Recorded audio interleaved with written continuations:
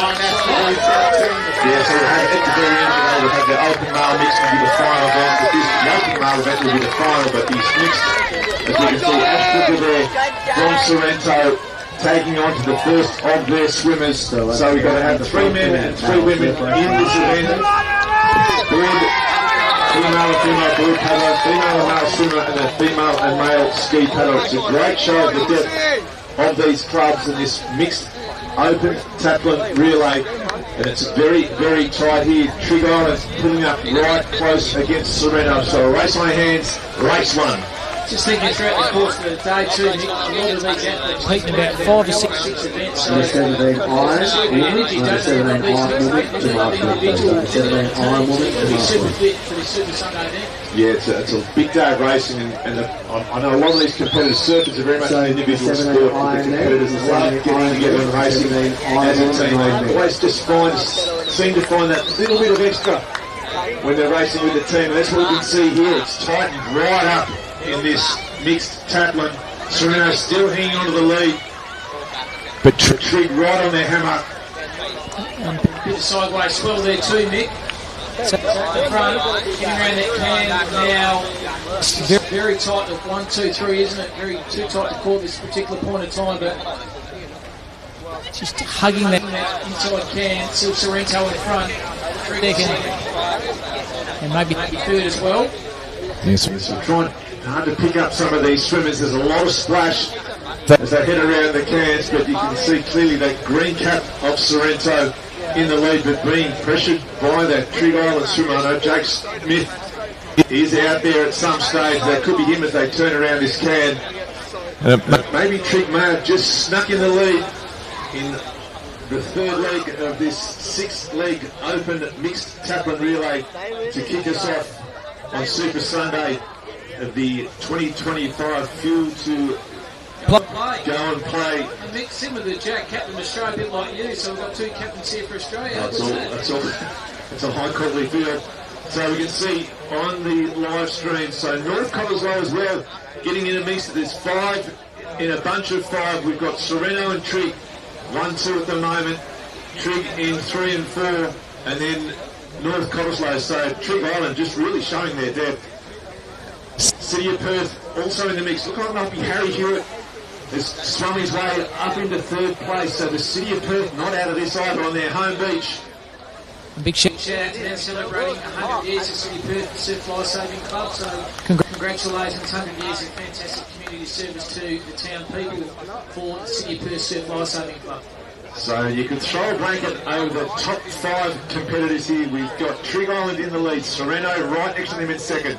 It could be Adam Sutherland from North Cott swimming his way towards the lead of that. Looks like it might be Harry Hewitt. We'll pick them up if they do make the transition, but incredibly tight racing to kick off Super Sunday here at City Beach, and they do make their way to the sand now, and in fact it is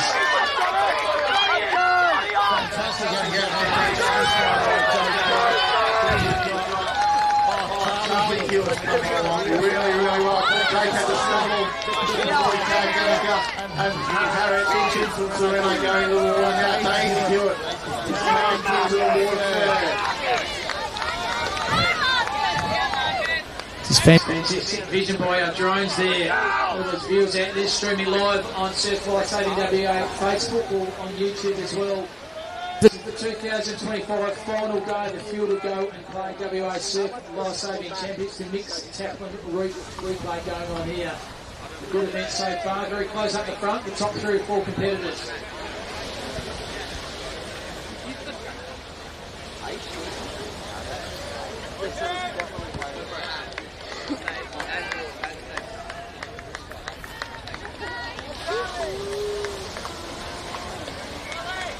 Still Trig, Sorrento, Trig as well. There's the top 1, 2, 3 at the moment.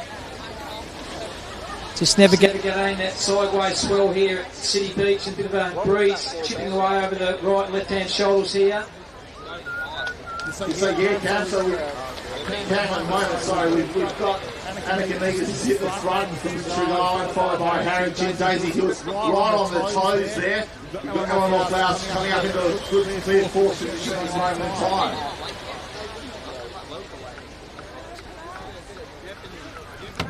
So I can't get much tighter than what we are seeing on this screen at the moment. Annika Negus, she's about a head length in front of Harriet Chin, with Daisy Hewitt right on her heels, and Eleanor Flowers. So if you're going to water polo out there, Cam, if they're going to turn this Cam, there's four of them. You can't separate Northcott trying to stay with it. At the moment, it is Negus from Trig Island, Harriet Chin from Sorrento, Eleanor Flowers, and Daisy Hewitt from the city of Perth. 4 in a row if they turn that final Cam. Northcott right up with their tails as well.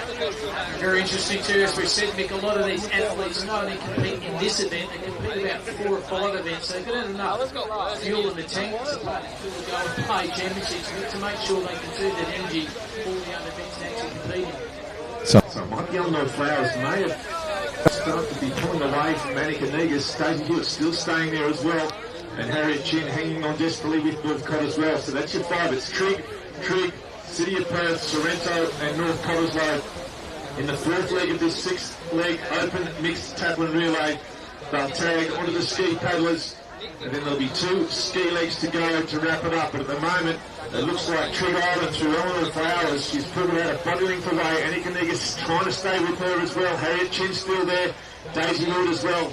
And also Northcott as well. Yeah, I think it's Alex Massey. Around those top 5 here.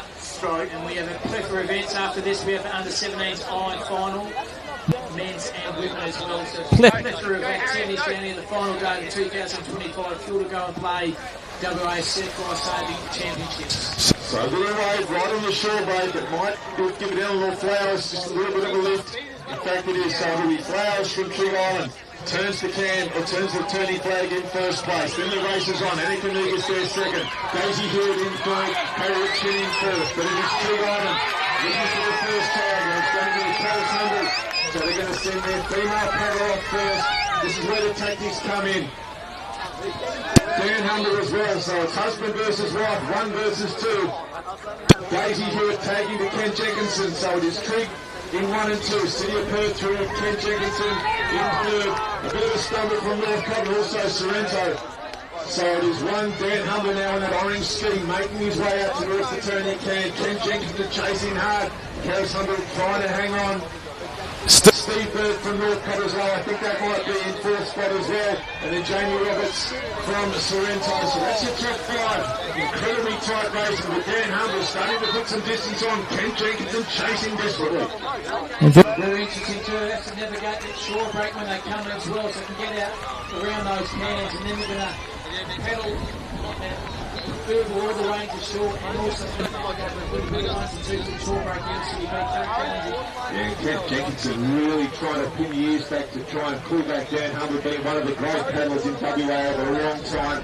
Ken Jenkinson has been in very, very good form, and he's closing the gap on Dan Humber. Ken Jenkinson turning the apex can. Dan Humber now heading towards home.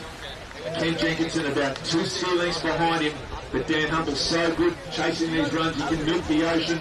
You'll start to see any little lift. Dan Humble on screen now. We'll be able to try and get that. It's all about centimetres here, Cam. Dan Humble in the lead. You can just see the nose of Ken Jenkinson off that left of screen. So this is a race in 2 at the moment. Harris Humble back in 3rd. It looked like Steve Bird, I think it was, from Northcott chasing hard as well. But on screen, Dan Humble and Ken Jenkinson 1-2 in the second, the penultimate leg of this open 6-person mixed taplin relay. So they get a little bit right out the back too, Mick. You just that little bit of advantage there, don't you? Get a little bit of ride, look over your shoulder, gain a bit of yardage on the ski paddle here, then you hope you go well into the shoreline here. But just a little sideways movement, keeps a little wave out the back. Certainly change the complexion of where they finish 1, 2 or 3. Yeah, so first around the cans, gets the first bite of the ocean, and you can see Dan Humble there just maintaining that lead. Ken Jenkinson chasing hard. Northcott in 3rd place. Harris Humble there from Trig in 4th. Dan Humble just tic-tacking his way across the ocean as he makes his way into that little shore break for a bit of a ride. So it'll be Dan Humble from Trig Island in the lead. Ken Jenkinson from the city of Perth in 2nd place at the moment. I think the race will come between those two. Northcott chasing hard though in 3rd. But I think given the conditions, it's going to be between Trig and the city of Perth. Trig Island tagging. So it's going to be the 2 females to battle it out. Jess Shipley Carr One of the best female ski paddlers. Grace Young will be chasing her. Nasty short break for Grace Young that holds it back. So that's opened the door for Trig to try and get on and get away clean. At the moment it is Trig Island's race. It's a battle for the minor places. It's going to be more fed against Trig. They're going to go toe to toe. Loose back now, I think it might be jumping on for Trig, their B team. He's got some work to do to try and track down the two ladies in front of him. But it is Joe Shipway car a long way out in the lead at the moment. North Cottesloe and City of Perth in second and third, but then Trig Island coming through in fourth. Sereno chasing hard in fifth, but Joe Shipway car, can she hang on? And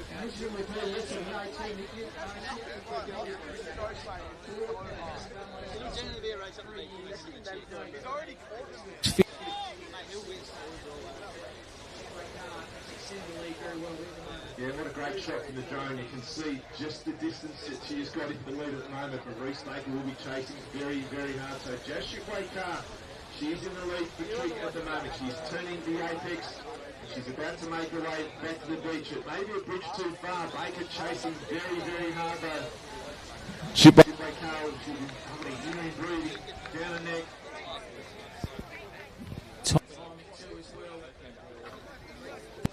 strong and consistent.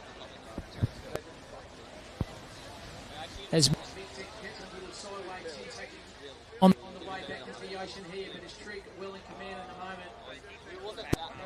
Big and strong, very comfortable. This is the final mix.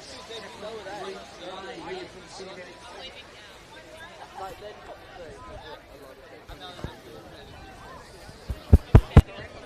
So approaching the final stage of this, Reese Baker chasing Joe Shipway car. A little bit over the lift. Joe Shipway car gets it. Reese Baker still chasing.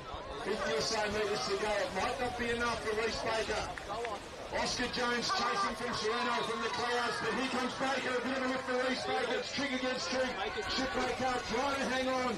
40 metres to go. She looks over the right shoulder, but he's on his left. Now he chases. Reese Baker gets the left. Joe Shipway car still in front by half a screen egg. Reese Baker, Joe Shipway car, they're going to hit the beach at the same time. It's going to be a foot race to the finish. Who's going to get off first?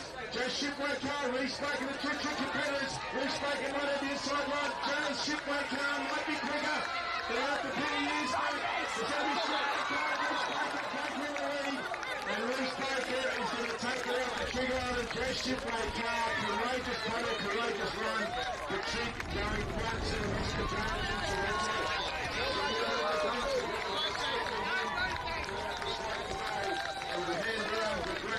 With the winner of that open mixed up with relay.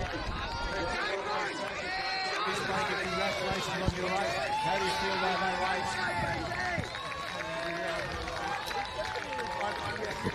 I know, but let's have some work what you say. Did we get the camera?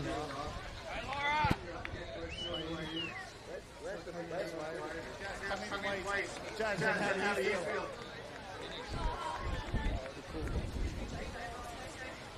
I'm a bit confused.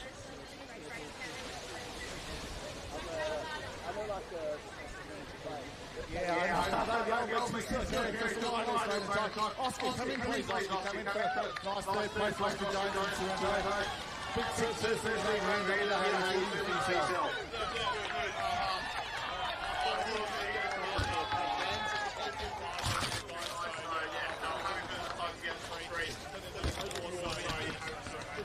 Oh, what a fantastic race. Here we are. First place, Trig, second place, taking our third place to Sorrento. Congratulations on the great race. We're on this with a fantastic interview, Susan Powers.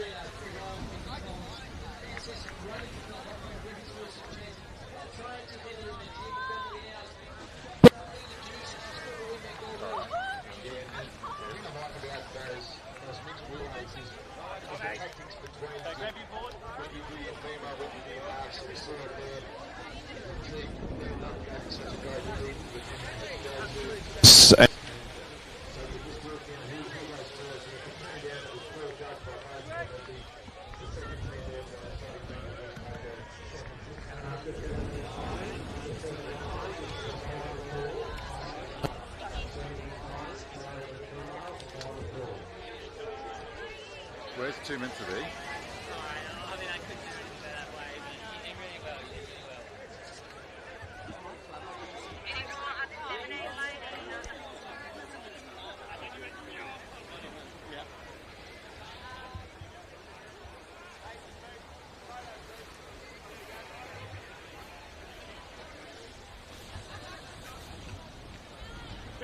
then you got to move. Race to the road. You're going to do it together quickly, please. Side out, then you got to get up. Help!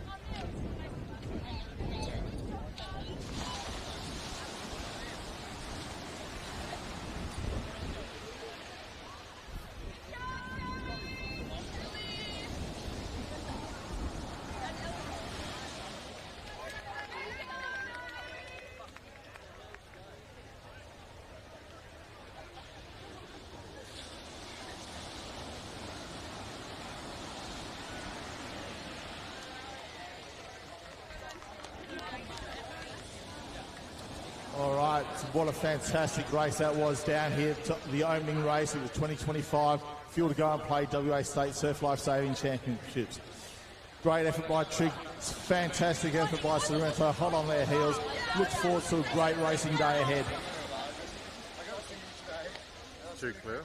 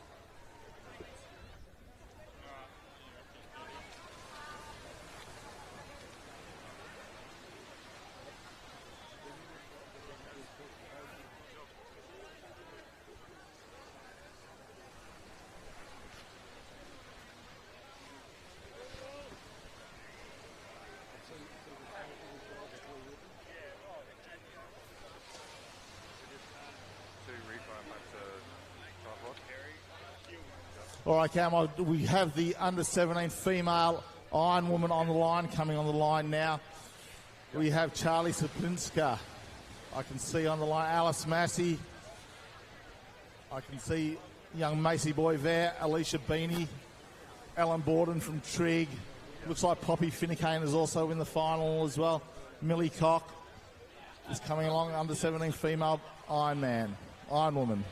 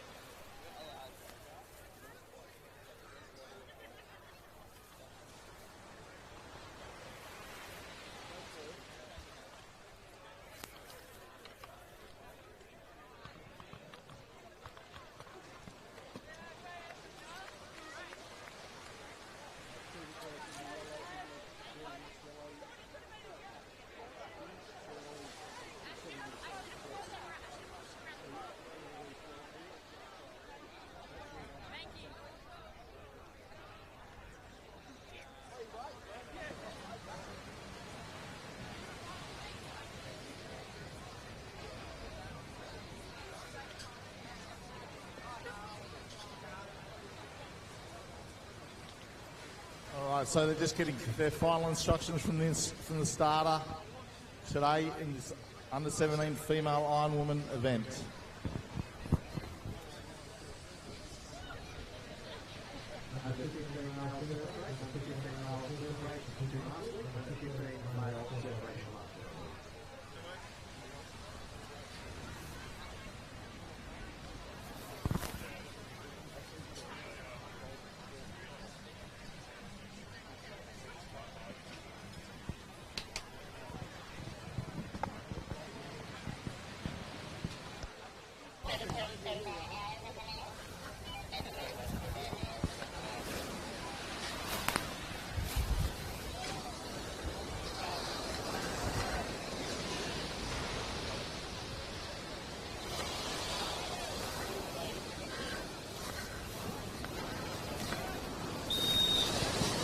And we're about to have the start of the under-17s Iron Women's live here from City Beach, all part of the 2025 Fuel to Go and Play WA Surf Life Saving Championships.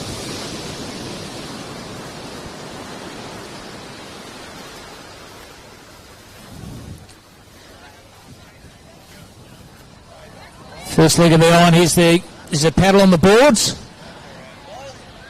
And making their way out to the first can at the moment.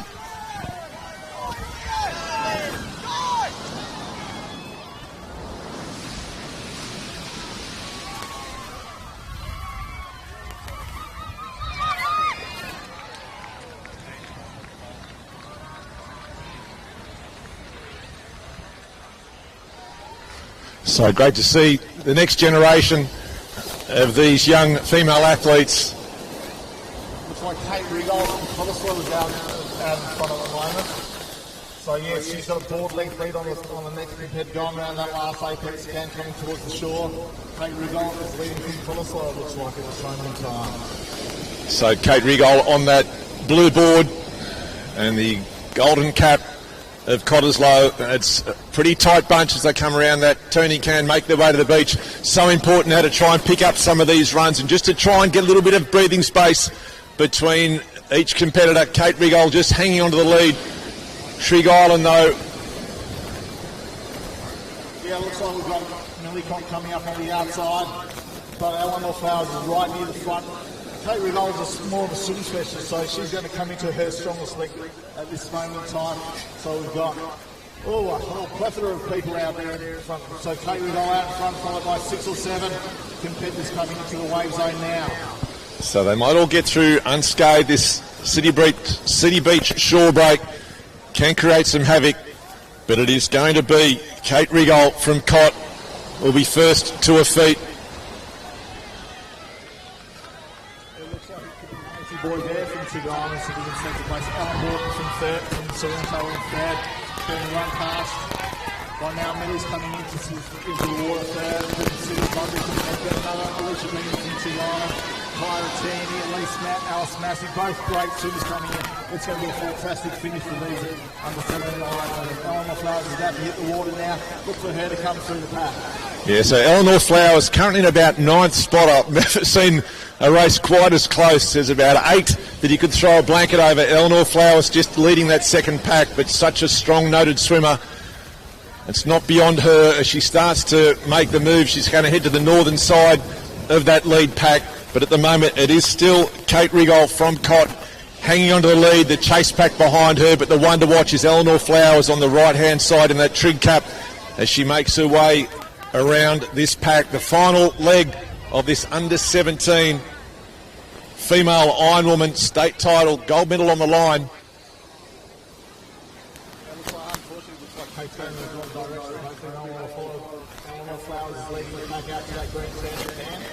She's on the right course, unfortunately going to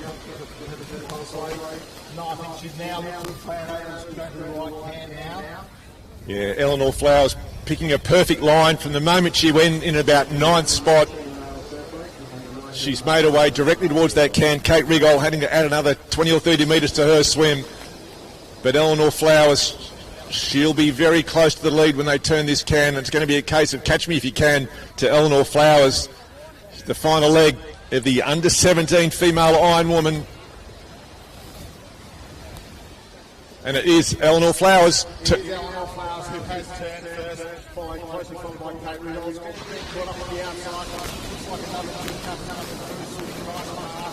you can't really tell. It's a very, very close bunch field. All over the top of each other out there. Eleanor Flowers has cleared out at least a body and a half out the front now. So it could be Kyra Tierney from Northcott or Alice Massey in second place at the moment in that white cap from Northcott. Kate Rigold hanging on to third place at the moment, but Eleanor Flowers just really showing her class as she starts to pull away. She's put probably a body length or two between herself and second place. So it is Trig Island through Eleanor Flowers in the lead. The final leg of this under-17 female Ironwoman race.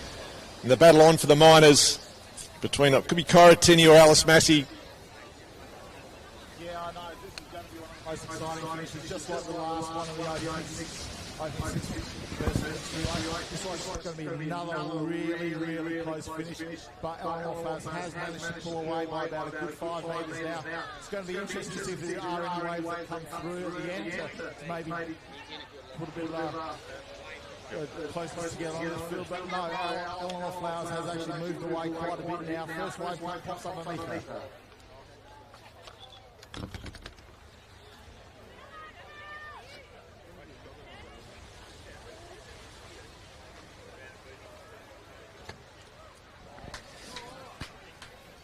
Final stage of under 17s female lines.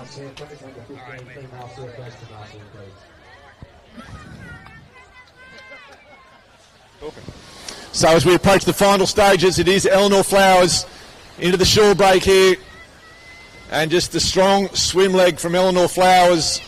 She swung away to victory. The battle on note for the Miners between Northcott and Cottesloe. Kate Rigold gets to her feet first, but Eleanor Flowers, congratulations to you as Northcott comes steaming home. So comes along in second place, followed by Kate Rigold in third. Fantastic swim by Talia Kroom from Sorrento.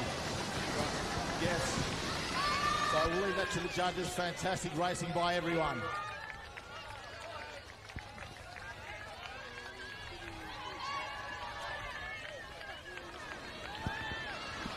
All right, just a good word for the winner. Eleanor Flowers, she on a fantastic race. You came into the swim league about ninth in plate, but you swam straight through the field really, really good. How do you feel? Just feeling a little tired after the taplin, but no, I felt pretty good during that. Just trying to sight and keep on a straight line and pull through. That's fantastic. The swim is your favourite league. We know you are now swimmer. Getting on that swim, you can see the people in front of you. It was great chasing by you. Yeah, I love trying to catch up with people. I like having the board first. That's great. Now, coming in, Kyra Tierney from North Cottesloe Surflight Club got a fantastic second place. A great swim down there by you. Thank you so much. It was really, it doesn't look that long, but it was really long. Now, Kate, you led the way coming out after that board leg. And, you know, unfortunately, the swims came past you. And how do you feel about your race today?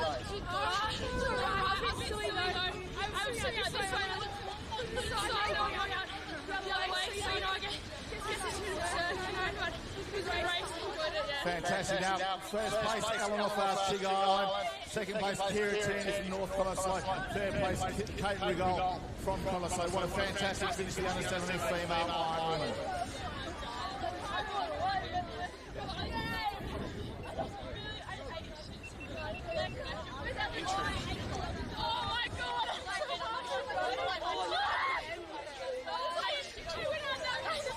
And now we've got the under 17 male Ironman. Just got to try and get that jet ski out of the way. Out the back, if the jet ski can move a bit south, please. Too bad just going down here. So this is the one that a lot of the crowds turn up to see, this under 17 male Ironman. It is the Jack Reddy Perpetual Trophy. That's where we see the rising stars of the sport. And they hit the water as one. Owen Chalner, certainly one to watch from North Cottesloe, along with Eddie Davis, Robbie Duffy and Marcus Booth from Sorrento. Watch for them. And Archie Ryan from the city of Perth at his home beach, along with Ty O'Toole, a famous name in surf lifesaving, and also Mitchell Tuckey, one of a few from the city of Bunbury that are here racing today. And they'll get away pretty clean. But it looks like it might be Archie Ryan from the city of Perth on that top of screen on that bright red board. And Robbie Duffy or Marcus Booth there from Sorrento as well, turning that first can. Very strategic when they go for the knees. Now laying down on the board, the Mick trying to just navigate their way through that sideways swell down here at City Beach. This is the under 17s Ironman final here. Hectic pace already by the girls, and now the men are following them as well in the under 17s.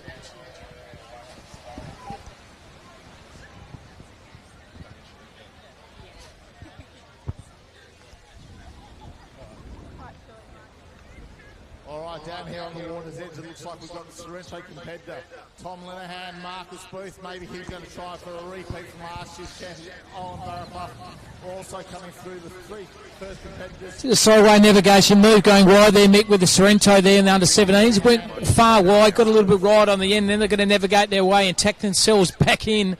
So the board leg first, and then it's the swim, but at the moment, too close to call in the top three. Yeah, it's certainly very tight racing. And when you talk about, Cam, the knees or laying down, I'm with Jack Reddy, one of the great former Ironmen here. And Jack, what is the option between the stomach and the knees? When do you go up? When do you go down? Oh, it really depends when you're comfortable, Mick. Some of these kids have been training on their knees for 3 years now, and they should be on them. So the knees is quicker? I'd say quicker if you've got the power. If not, just be on your tummy. And if you're a swimmer, then it could be worth just being on the tummy as well. And then these transitions are so important. It used to be almost a rest, but the transition now is like a third leg. Oh, absolutely, Mick. Especially when you see a board as short as the board course today. It's pretty much a running and swimming race. So in the final leg of this under-17 male Ironman race, it is Sorrento, and it is a swimming race now to finish it off. Sorrento 1-2 at the moment. Mick got Great insight there, providing Tom Linehan from Marcus Booth, then Eddie Davis, Ned Eldon, followed by Owen Baraclough. Then we've got the two city competitors, Ty O'Toole, Bunbury competitor, Mitch Tuckey, all the way up from Bunbury. Great racing by him so far this weekend. But it looks like Marcus Booth has moved away from Tom Linehan, with Eddie Davis coming up directly on Tom Linehan's tail here.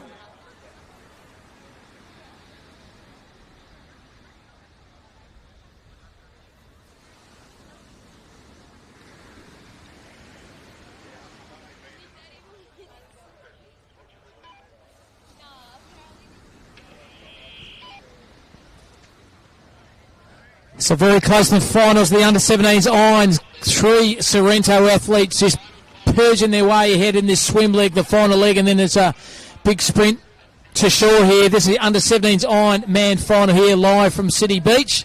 It's part of the 2025 Field to Go Play WA Surf Lifesaving Championships.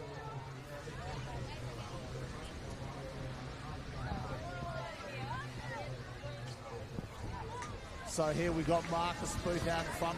Tom Linehan is still hanging on. Eddie Davis right on his toes. Ned Eldon, followed by Ty O'Toole from City of Perth.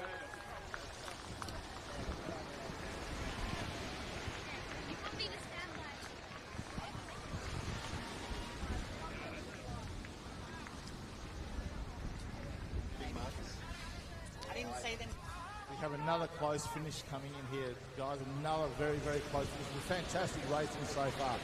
So all the athletes in WA should be very proud of themselves. Excellent racing so far today by everyone.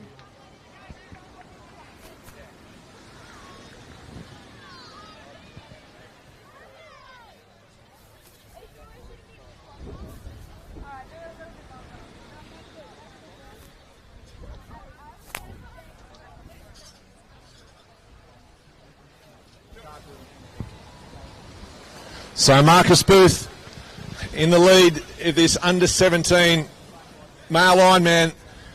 Only about 40 or 50 metres to go. Coming to that wave zone, a bit of a wave lifting behind. It might make a difference, or it might just pass harmlessly underneath. Booth will get the best of it if it does come. Just a bit of a lift, but nothing more than that.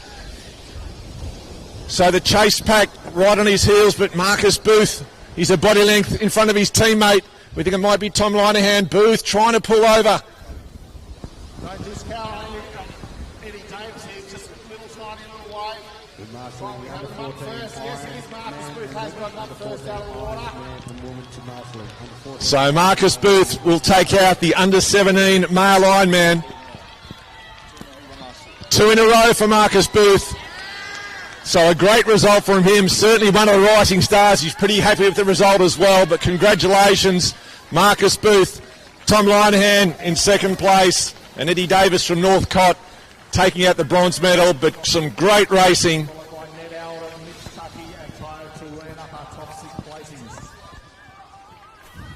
So once again, under 14 Ironman 9 women's master, under 14 Ironman 9 women's master. How was that race day? Phil, what's your plan for the tack, was it? No, not at all. Everyone did a really good job today. Completely different conditions to yesterday. Yeah, good race. Good job, everyone. All right, now Tom pop in here for a quick word. How was that race? How do you feel about that race? I wanted to win, but I'm glad it was Marcus, and we've been training together all season, so good result, and I'm happy with it. That's fantastic news. Great result for Sorrento 1 and 2. Eddie Davis come back in here, third place for Northcott, so first year's under 17. How do you feel? I feel great. That was better than I thought it was going to go. And come third to these boys. Oh, that's excellent. What a great result in this under-17 Ironman. Marcus Booth, Sorrento Surf Club, defending his title that he won last year. Two-time under-17 Ironman champion, Marcus Booth. Great call there, Graham. Fantastic there. Sorrento get the Quinella, the 1-2. Northcott get the bronze in the under-17s Ironman final. So in the women's, we've had Trigg 1-2. In the men's, under-17s, Mick, we've had Sorrento 1-2. The Quinella by 2. Very powerful clubs. Yeah, and how good for Marcus Booth to go back-to-back in the under-17s. He's certainly one of the rising stars of this sport, and it'll be great to watch him progress from this young man that we can see on screen there with a big smile on his face to working his way through the senior age groups. And there he is with the very famous trophy. So congratulations, Marcus Booth. Gets to take it home again. Good on him. And good call there, Graham. And the conditions down here at City Beach, a little bit of a wave to navigate when you get off the shore, then also coming back into the shore. And this is a part of the 2025 Fuel to Go and Play WA Surf Life Saving Championships. The final day here has been a fantastic weekend of activities down here at City Beach, and the City of Perth is celebrating 100 years. And a final call for the under-17 female surf race.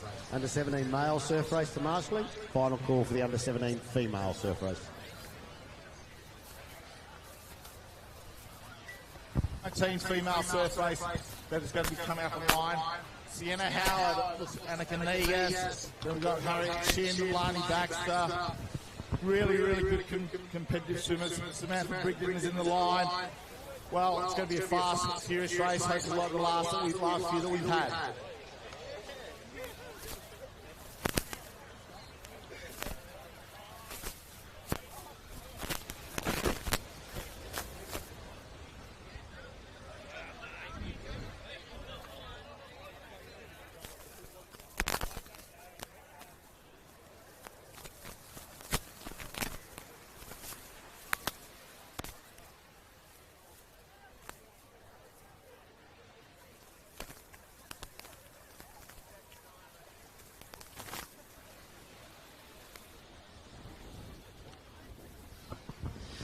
On the starting lineup here for the final of the under-19 surf race.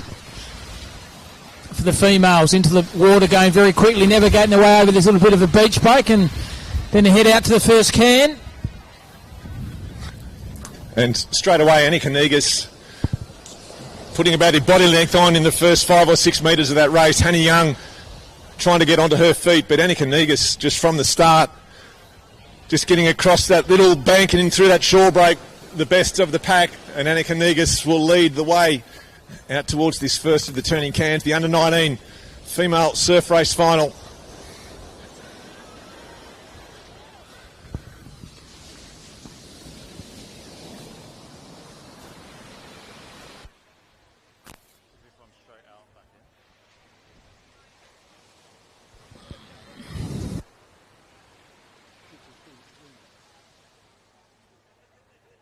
Looks like the Power Club there, Trigg just in front at the moment. Trigg 1-2, Sorrento 3. And maybe Trigg Island again. That's the top 4 at the moment. This is the final of the under-19 female surf race, live here from City Beach. Yeah, so Annika Negas, that is, she's about a body length in front of, it could be Sammy Brigden there from Trigg Island. Sorrento just squeezing out Hannah Young there. She's just been squeezed out by those second and third competitors that came around that can. But it is Annika Negas a body length behind as she turns the final. In fact, that's the first of the, or the second of the turning cans. Interesting so far. Is this the recipe for the day, Mick? We have power clubs like Trigg and Sorrento already getting a lot of places here. 1-2, obviously in the Iron Women for the Trigg, and then Sorrento and the men's 1-2. Are those two clubs going to figure very prominently throughout the course today? Yeah, I think so. I mean, they're both big, strong clubs, and they've got a lot of very quality athletes, and we're seeing some of them on display here. That'll be Harriet Chin there from the Sorrento club in second place, just doing the best. She's staying with Annika Negas. She's not letting Negas get away, and that's the key for this race. And for Harriet Chin, she's got to try and stay with Negas. If she lets Negas get away, there's going to be no catching her at all. So she's got to try and stay with her and give herself a chance when they get into that wave zone. It's not a biggest wave zone, but it will be creating some impact throughout this day. And if you give Negas more than 2 body lengths, regardless of what happens in the shore break, it's not going to be enough. So at the moment, it is Annika Negas from Trigg Island in the lead. Harriet Chin there from Sorrento, desperately hanging on to second. Trigg Island in third. City of Perth, Hannah Young there on a home beach in some clear water at the moment, but it is Trigg Island Sorrento and Trigg. That's your 1, 2, 3. Yeah, Mick, Just thinking as well too, Mick, a lot of these athletes also will compete in the Opens, won't they? So they'll do this race, dust themselves off, have a bit of rest, have a bit something to eat, fuel to go in the stomach, and also some fuel with the water, and then they go again in about half an hour. Unbelievable. Yeah. So you can see Harriet Chin almost touching the feet of Annika Negus. She's had a great swim, but just that start Annika Negus got, that's going to be the key throughout the day. You've got to get off the beach quickly, you've got to get away well, and try and put a bit of space between you and your nearest competitor, because it is almost a pool, and it's going to suit the pool swimmers. But Annika Negus, she will get to her feet first. Little bit of a wave coming, so they're all going to be on it. So it's going to be who can get up first. Chin held it well. Who's going to pop up out of the white water first? Harriet Chin it could be. In fact, it's going to be Chin from Sorrento. She's done the best in that shore break. She hung on to Negus' feet. And Harriet Chin takes gold just ahead of Annika Negus, led from start to finish. But in the end, we'll throw it down to Graham Snook. Harriet Chin, a very happy winner of the under-19 female surf race. Harriet, well done. What a fantastic swim. Nice little wave at the end.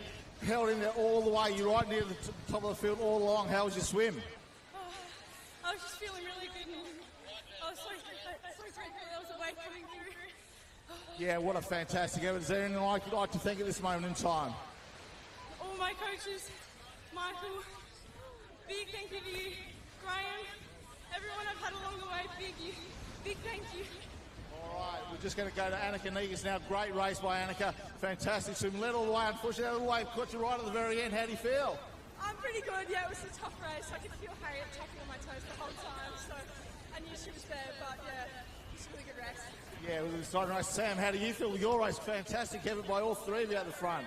Yeah, no, I felt pretty good. I'm just so dead from yesterday, though, so I felt really good. Yeah, what a fantastic swim by all three girls, all under 19 or under 19 competitors. What a fantastic effort by all of you. Harriet Chin Sorrento first, Annika Negus from Trigg Island second, Samantha Brigden from Trigg Island third, Hannah Young from the City of Perth fifth. Then we've got Sienna Howard from Trigg Island fifth. Sorry, Hannah Young was fourth. Sorry, Lainey Baxter in our top six place gettings.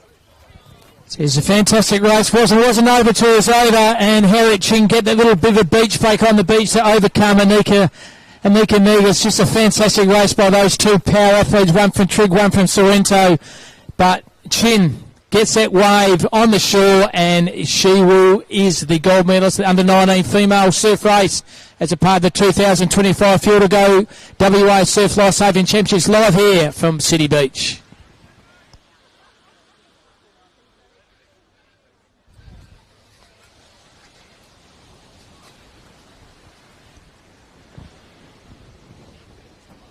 How good was that finish, Mick? Unbelievable. One for the races, that one. Yeah, and it's a lesson, I think, for the rest of the races today, as we saw.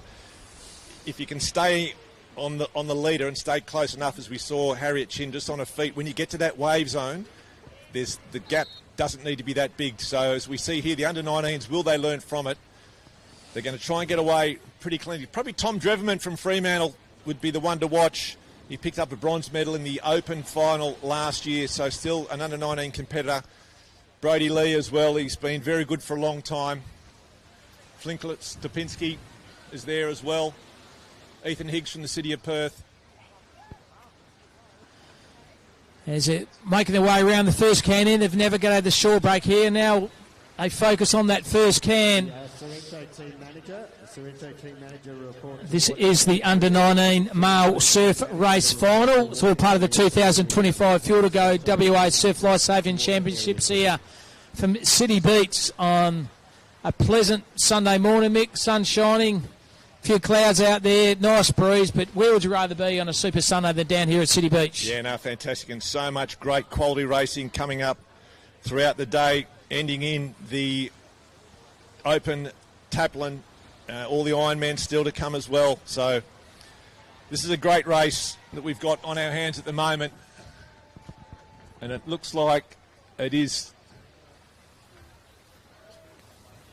I don't know if it must be a Sorrento cap. We've got Ewan Scrivens, I think it might be, from Sorrento, who is in the lead at the moment. Brody Lee from Mullaloo looks like he's right alongside, and Dreverman, as we mentioned, from Fremantle. But at the moment, it looks like Ewan Scrivens from Sorrento is in the lead in this under-19 male surf race as they turn towards the third of the turning cans. So going across the back, they'll start that diagonal swim back. But it's that Sorrento cap, Ewan Scrivens.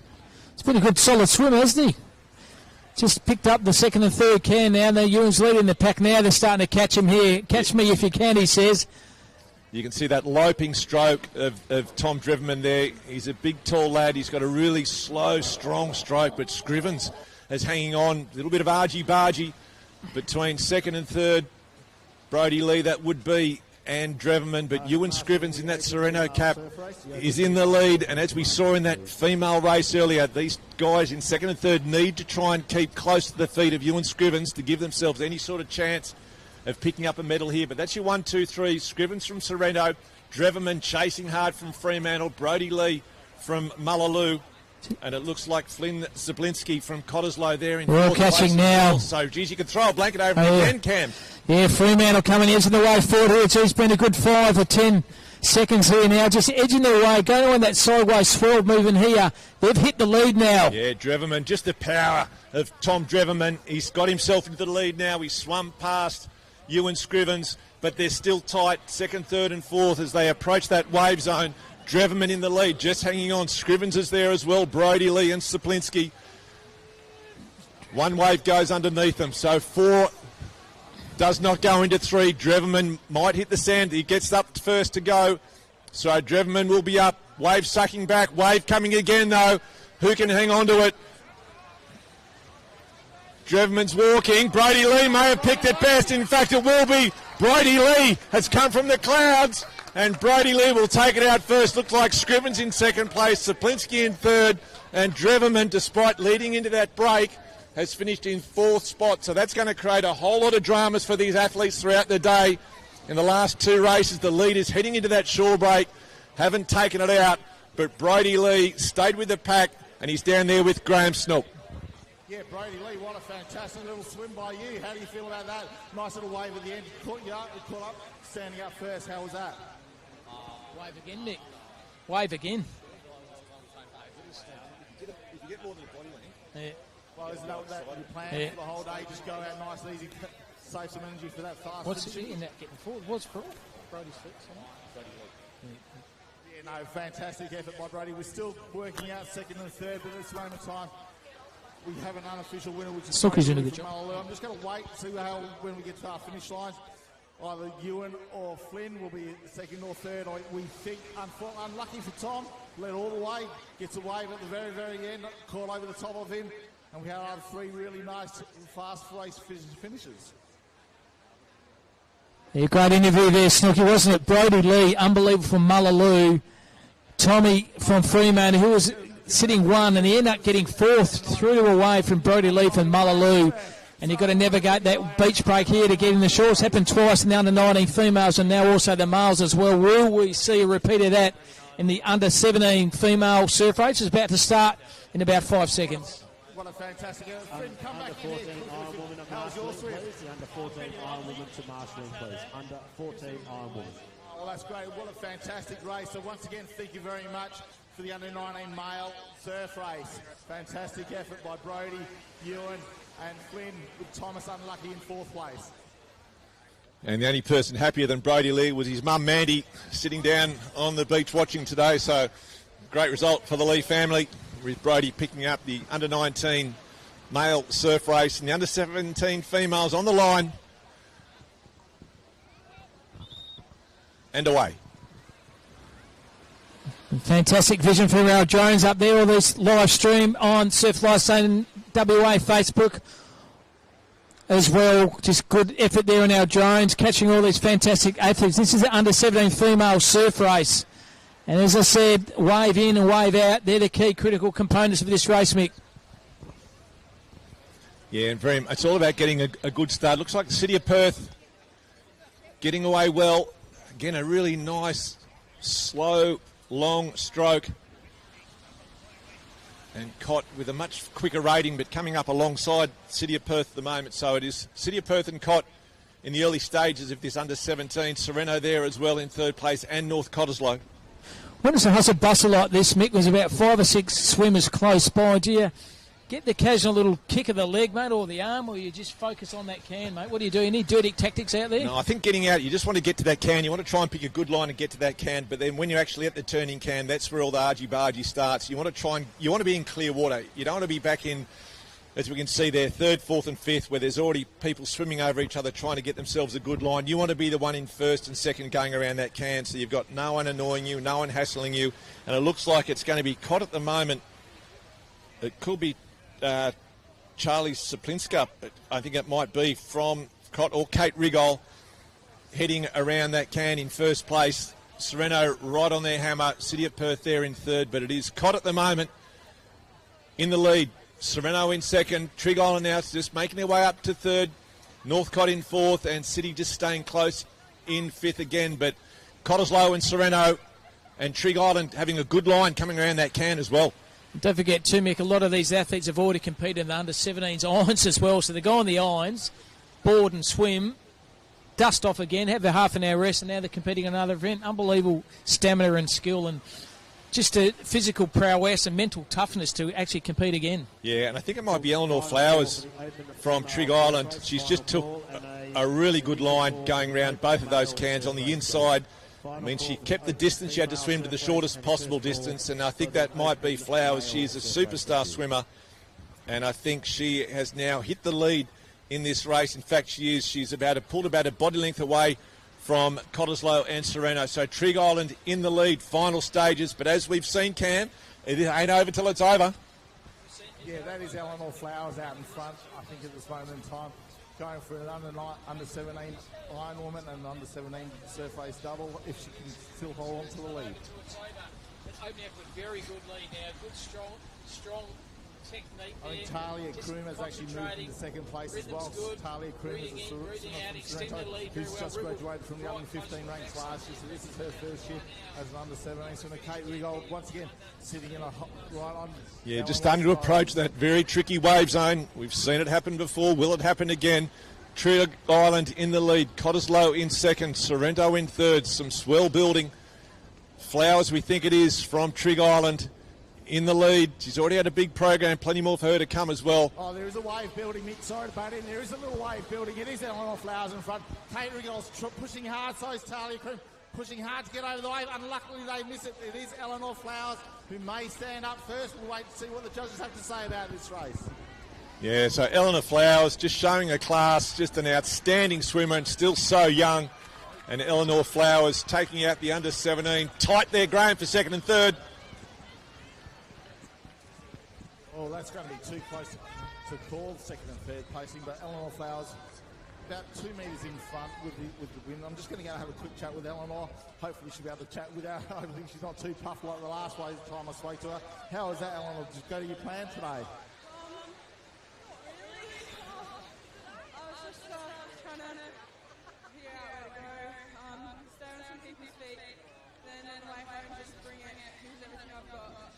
Yeah, what a fantastic tactic. I'm very, very pleased for you. Under-17 female surf race champion 2025 WA State Championships. We're going to wait for second and third, not yet. So we're going to wait and see who gets second or third. Unofficially, of course, can't call it myself. It's too close to call, so we've got to wait for the judges to come in. All right, fantastic swims by everyone involved in that race. Really, really good. Still waiting on those results. We're not going to hurry the judges. They've got a hard job to do, so we're not going to hurry the judges. And well done by Eleanor Flowers from the Trig Island Surf Life Saving Club. She is the gold medalist in the under-17 female surf race. Now the attention turns now to under-17 male surf races. Well, one finishes, another one starts again. Yeah, that's Super Sunday. It is just all finals action. Every race there's a gold medal on the line and some big names in this one to watch. Owen Barraclough from Sereno, Marcus Booth from Sereno as well. Owen Chalner from North Cottesloe, one to watch. Eddie Davis as well, Taj Dorrington, so Ned Eldon there from Cott.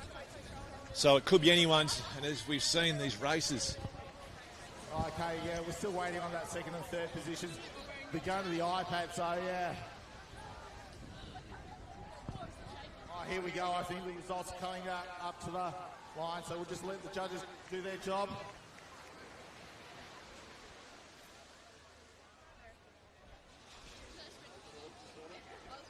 All right, Yes, it has been official. Kate Rigol has managed to get a silver placing.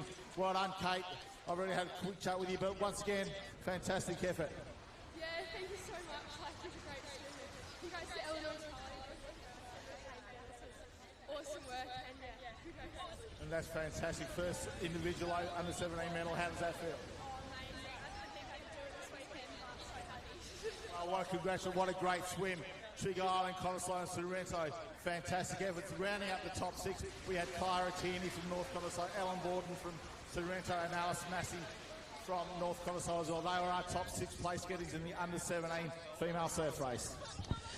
And good to see a board member there, Mike Shaw, handing out all to the events to the winners there in the 1, 2 and 3. But Eleanor Flowers from the Trigger Island Surf Life Saving Club, far too good. She is the gold medalist of the under 17 female surf race here for 2025.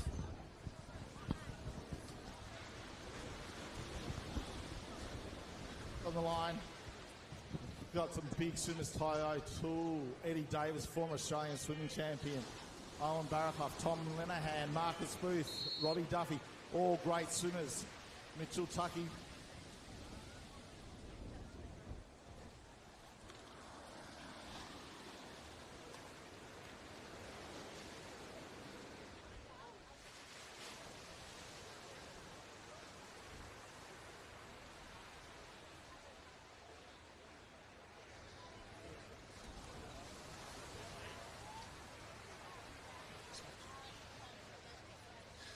So it looks like it might be Eddie Davis from North Cottesloe. He's got an absolute flyer off the beach. He's on the bottom of the screen as we watch. And nice to have your company wherever you may be tuning in for this live stream of the field to go and play. But I think it's Eddie Davis from North Cott in the lead.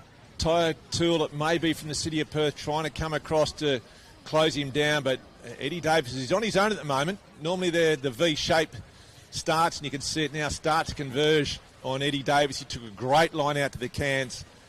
Everyone else is chasing him. Everyone else is going to try and get on his feet. So at the moment it is, as we head out towards the first of the 20 cans, Northcott in first place. It looks like the city of Perth there in second. And it might be Ty O'Toole.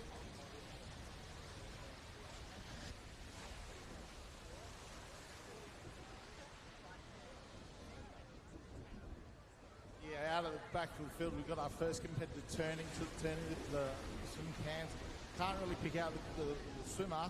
It could well be North, or could well be Bunbury. We're not exactly sure. Very, very close racing once again. Yeah, 1-2 at the moment. Look. Maybe City of Perth or Trig 3 as well, Mick. Yeah, so as we change that angle with the sun, so it is definitely Northcott in the lead. City of Perth in second. It looks like City of Perth in third as well. Then Sereno in fourth and fifth. And then Northcott in sixth. That's your top 6 at the moment. Now, City of Perth may have just almost snuck in front going around that can. So, Just strategic, got the inside of that can and forced his way in front. Fantastic effort there by Ty O'Toole. He's now in front at the moment for the City of Perth Flight Club. This is the under 17 male surf race final. Who's going to win the gold? Oh, well, it is City of Perth in front. Could be the stroke of Ty O'Toole out in the front of the lead. Not exactly sure yet, but Eddie Davis is coming up on his shoulder. I know I can see the plain white cap of Eddie Davis coming up. Another City of Perth with Sorrento hot on their heels. It's going to be another close, exciting finish down here at the 2025 Field to Go and Play WA Championships. So it looks like it is Ty O'Toole from the City of Perth on his home beach. As we mentioned, a famous name in surf lifesaving. So Ty O'Toole just ahead of Eddie Davis, but we've seen this little shore break. It's so difficult to negotiate. Leading 20 metres away, and you can still lose this race. So the wave's starting to build, Graham. They exactly are, but Ty's actually got a little over a body length lead. It doesn't look like this little wave that's going to come up will affect the leaders. Oh, no, I'm wrong. It looks like it could well affect the leaders. Ty O'Toole's up corpsing Eddie Davis, followed by another city competitor. I'm not exactly sure it is. Oh, it's going to be a big wave come through. But that's Ty up running first. Yes, we've got Ty O'Toole. It looks like Ty O'Toole. Then Tom Linehan and then Eddie Davis from North Cottesloe. Unofficially, they are your top 3. Unofficially.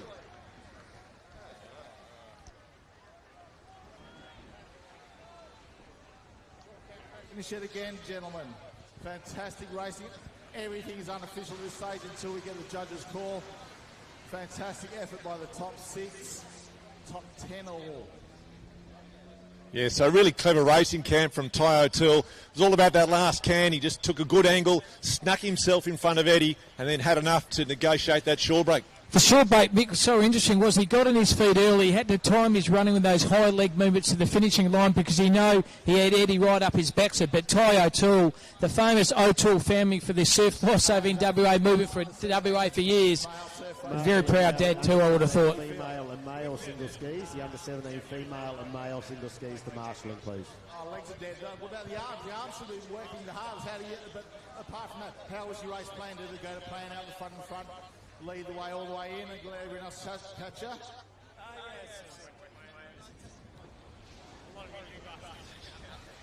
Okay, thanks, Si. Unofficially, second and third is still being tossed up by the judges. Tom, how was that? How did you feel with that? I was struggling all the way out, and Eddie blew out, and then I came in, I was like with Marcus, with a couple of others, and I saw that wave, I was like, I'm just going to wait here, and I got it, and I got a bit lucky, but yeah, I enjoyed it. Well, luck doesn't play a part of it. You put yourself, you did the hard work during the season, so it gets you up near the front of the medals. Eddie, how do you feel? Doesn't everyone say that in the surveys? Oh, I've got Jag, but how was that? Good racing by all three of you?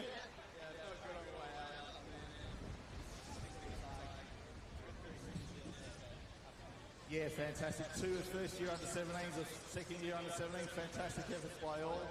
So let's just wait till the official judges. Are they official yet, Kelvin? All officials say yes. We do have Ty O'Toole, our 2025 champion for the under 17 surf race. Tom Linehan from Sereno, runner-up. Fantastic effort. And Eddie Davis, third place getter in our under 17. Under 15 Iron Woman to marshalling. Under 15 Iron Woman finalist to marshalling. So on the line is the open female surf race. And what a field it is. Daisy Hewitt, the defending champion. She won the under-19s in 2023, won the seniors in 2024. Looking to go back-to-back, but it won't be easy for her. Yeah, Mick, we've got some people backing up. We've got Octavia Croom, the under-17 bronze medalist, Eleanor Flowers, the under-17 female champion.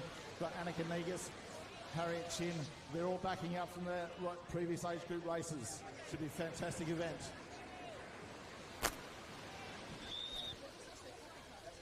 So away, getting across that bank. Daisy Hewitt still on her feet. She's seen the importance of getting that early lead.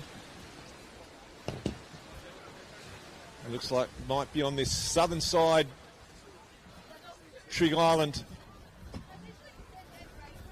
But pretty tight across the front three. It does look like Annika Negus with Daisy Hewitt along the hills.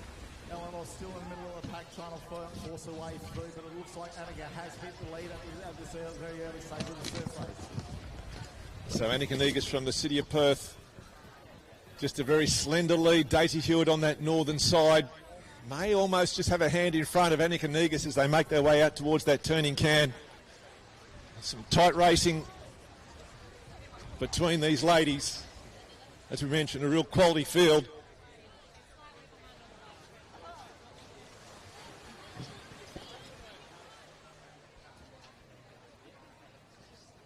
So Daisy Hewitt, she's pulled about a body length lead at the moment as they make their way out towards the turning can. Daisy Hewitt, the defending champion of this race, and a body length lead. Annika Negus trying to stick with her, and as we've mentioned so many times, it all comes down to that transition and that wave zone. So Daisy will be looking to try and get 2 body lengths, because that seems to be the magic number, so you can get yourself in front of a wave and not get caught by those chasers. So Daisy Hewitt almost extending the lead to 2 body lengths, turning that turning can as she makes her way parallel to the beach here at City, and Cam starting to pull away. Great swimming so far by Daisy Hewitt. Very good rhythm, isn't it? Just timing there, just breathing in, getting those stroke techniques, 100%, goes around the can, extending a lead now. Daisy Hewitt very comfortable out front. But here comes Eleanor Flowers. Yep. Trig Island, we've seen what a good swimmer she is. She's just swimming angry almost at the moment. Eleanor Flowers, you can see Hewitt in the lead. The stroke rate has increased by Flowers. She's pulled up to the feet of Hewitt. Hewitt again takes that good line around that can, ducks her head underneath it to try and narrow the distance, as does Flowers. Flowers right on her feet now, almost touching her calves. It's been a great swim by Flowers. Hewitt now tries to hang on, and the difference in stroke rate, Camp. Daisy Hewitt so long, glided and controlled, and Eleanor Flowers almost frantic as she chases.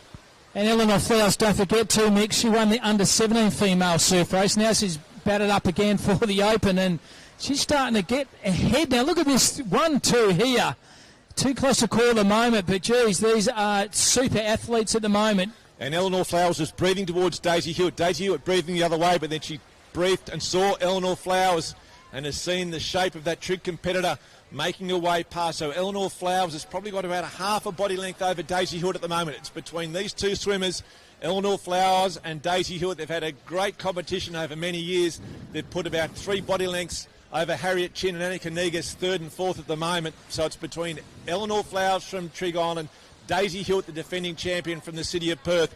They're the 2 leaders at the moment as they approach this tricky wave zone, and we've seen it happen so many times before. The race is not over till they cross that line, but at the moment, Eleanor Flowers. Wave coming for the first 2 competitors. Who's going to pull down it? Looks like both of them will pull down it. Oh, Harriet, no. Eleanor has managed to pull down that little wave, and it has given her a buffer. So it does look like Eleanor will take out the Open female surf race at under-17 surf race double. Eleanor Flowers, fantastic effort. Daisy Hewitt looks like she's going to pop in for 2nd place, along with Annika Negus up into 3rd. Sophie Lloyd coming across the line, looks like in 4th.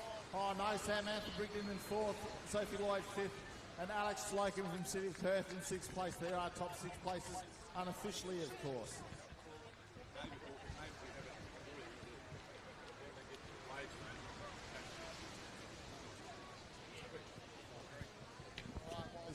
Talking. I'm just going to have another quick chat. Eleanor, same person again. How are you? Oh, big time. So it's a bit of a rest now before your next event.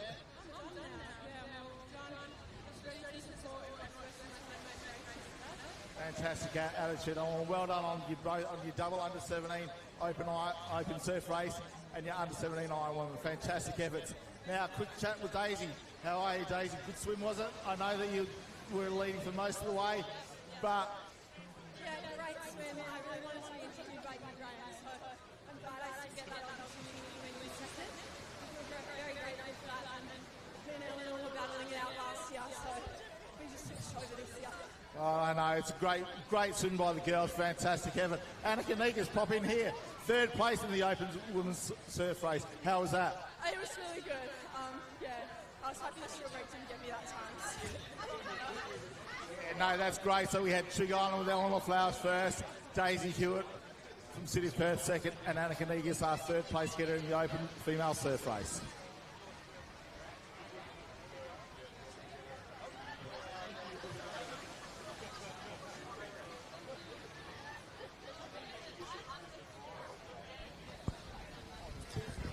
So a great lineup for the Open male surf race. Charlie Hewitt won the race in 2023, silver medal last year for him. Harry Hewitt there as well. Ben Jones from Mullaloo can do anything on his day. Adam Sudlow from Northcott, certainly one of the favourites heading into this race. Ethan Jackson from the city of Perth.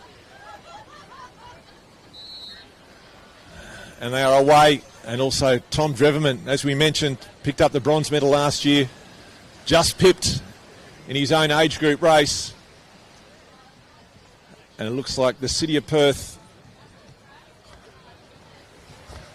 Charlie Hewitt, I think that might be, will lead his way out in the surf teams. Yesterday it was Sudlow first across the line, followed by Harry Hewitt. But at the moment, we think that might be Charlie Hewitt from the city of Perth, looking to go one better than last year and add a 2nd gold medal to his tally at home as they make their way out towards that turning can.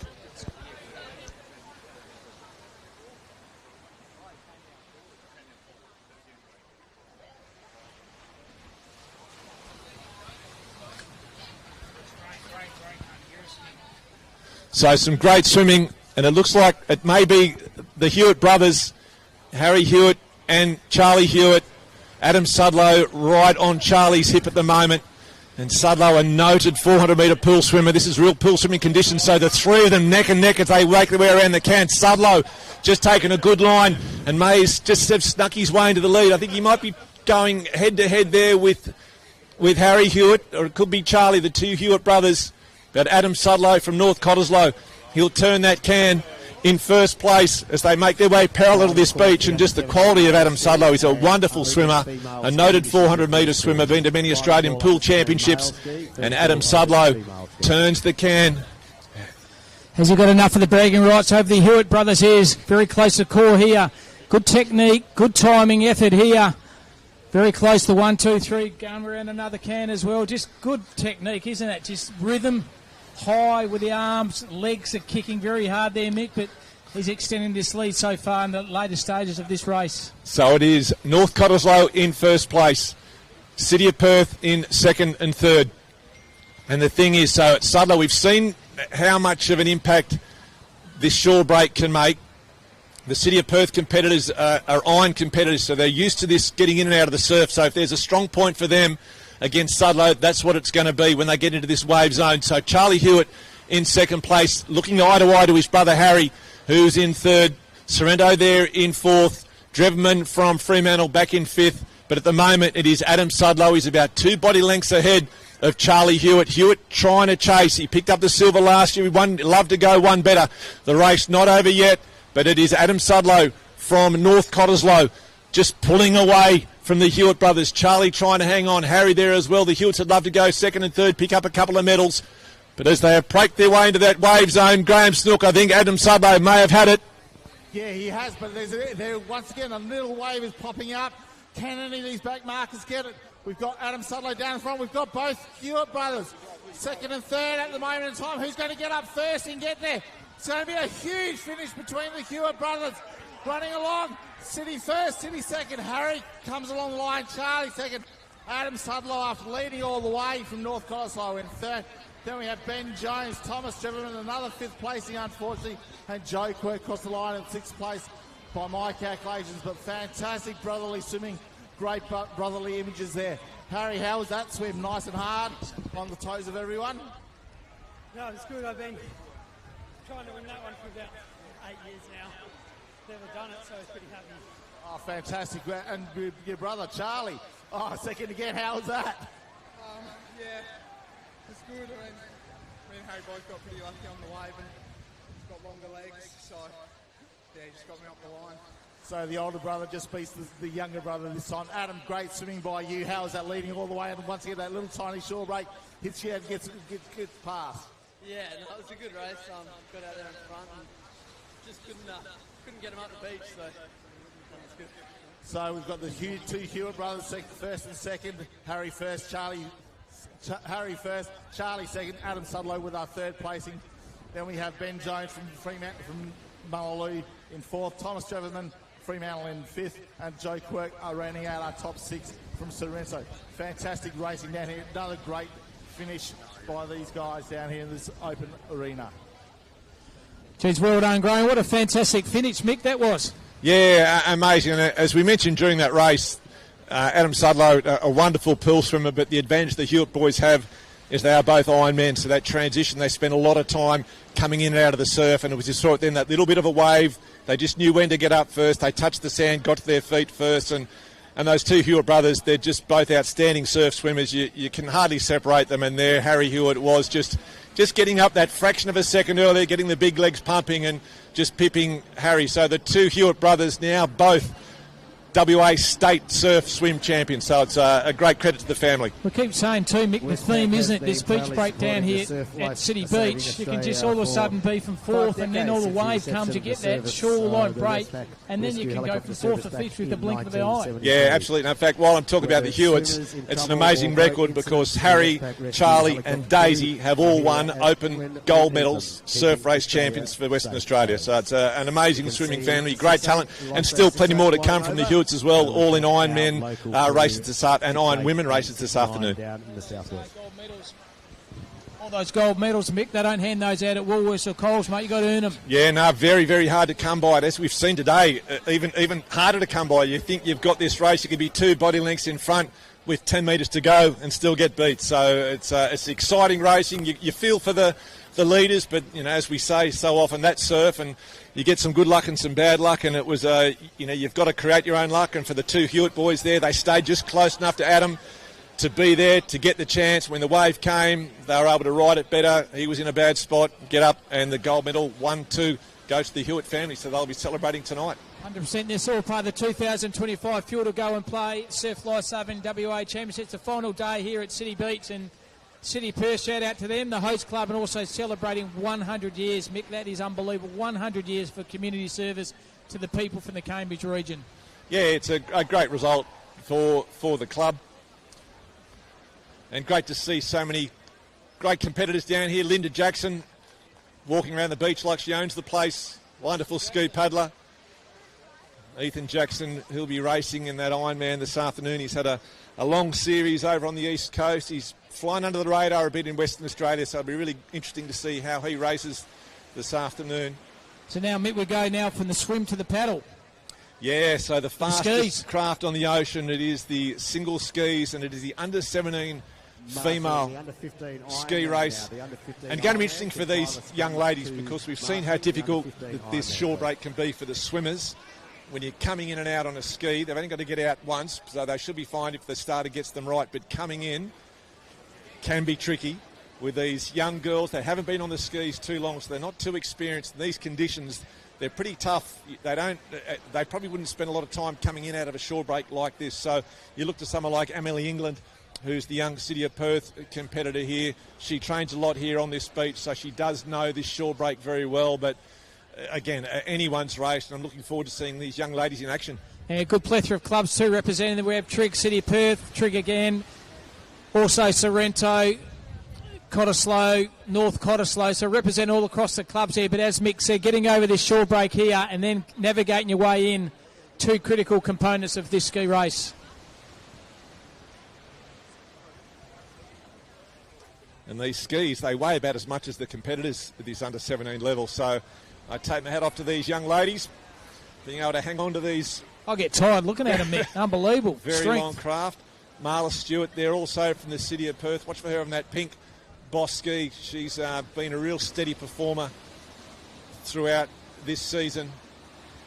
And some great competitors, as you mentioned. Iron woman medalists to. And once again, a big shout out to our watercraft crew out the back, the IRBs and RWCs, appreciate it, and all the officials down here and everyone competing. It's been a whirlwind of activities, Mick. Finish up with this Super Sunday where it's on for young and old. One final finishes, another one starts, and no rest for the wicked. Yeah, no, all the water safety and the volunteers, that's what makes surf life-saving what it is. It's a great community sport. Everyone's here not for themselves, they're all here for someone else, and it's wonderful to see so many people getting together to help all these young athletes achieve their dreams and a gold medal on the line. So one of these young ladies will go home as a state champion, and as you mentioned, they're hard to come by, and for one of these ladies, that will be the result at the end of this under-17 female ski race. Tough conditions for the starters to try and get an even start. As you can see that the waves, they peak in front of one lot, but there's nothing on the northern side, so it's all about trying to get an even start. Single ski, final call to marshalling, please. You don't realise how important the start is, Mick, as you said, because obviously they're going to time their way for this short break here at City Beach. Now very close to have their starting component here. And the second whistle they're going off in the juniors, a few of them, the ears pricked up, they thought, oh, that must be, and they'd looked around and thought, oh, no. Go too early. So it could be a wave. Bit of a wave coming. It's all about getting it even for everyone. So they could all face a wave, but that's fine as long as it's even. So it's just trying to find that gap so you don't disadvantage one paddler over the other, because the key to these ski races is you've got to get on, you've got to get away quickly. I'm getting tired just the girls trying to keep their ski settled there, Mick. Yeah, and so often it is the ones that get off the beach first are the ones that win, because they get the first crack of the runs once they turn that can. Very hard to chase down a lead in a ski race. You've got to get on clean, you've got to get away quickly. You don't realise how important the officials are here. Hands up there, we might be away very shortly, I think.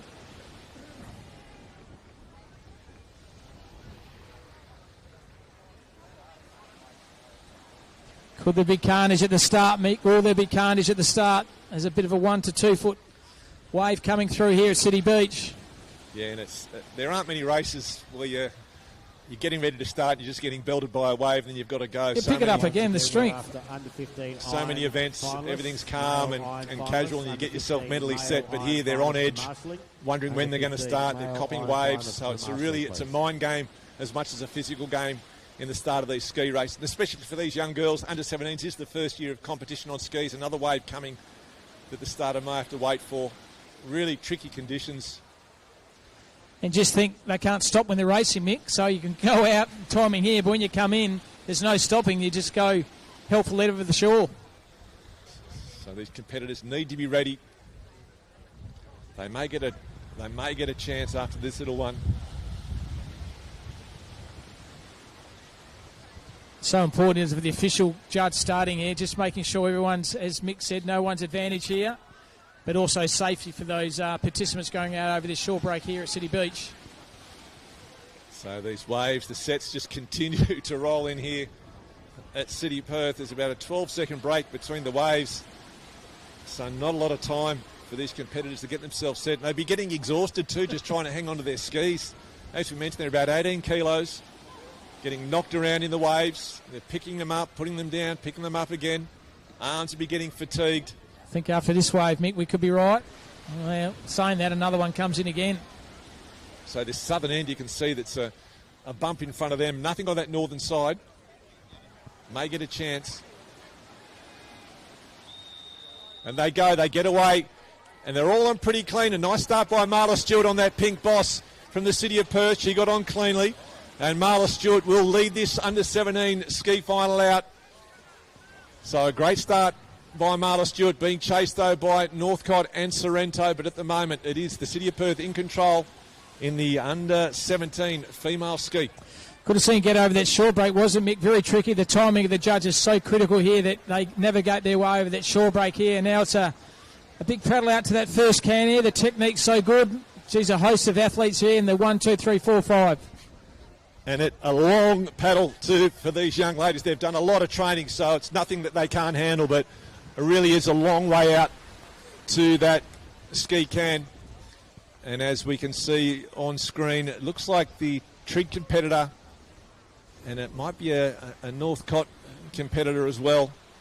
We will try and pick it up. City of Perth just sitting back there. Marla Stewart in third on that pink ski.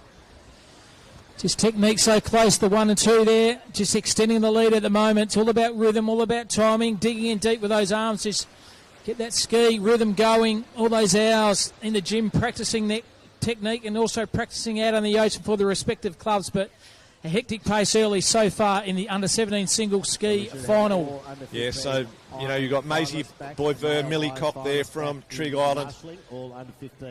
So really some quality competitors. Also Charlotte King, Poppy Finnecane from Northcott, as though it might actually be Poppy in the lead at the moment. Pretty hard to see. In fact, it might be... In fact, it looks like it's a City of Bunbury competitor. It could be Anna Lockley from the City of Bunbury.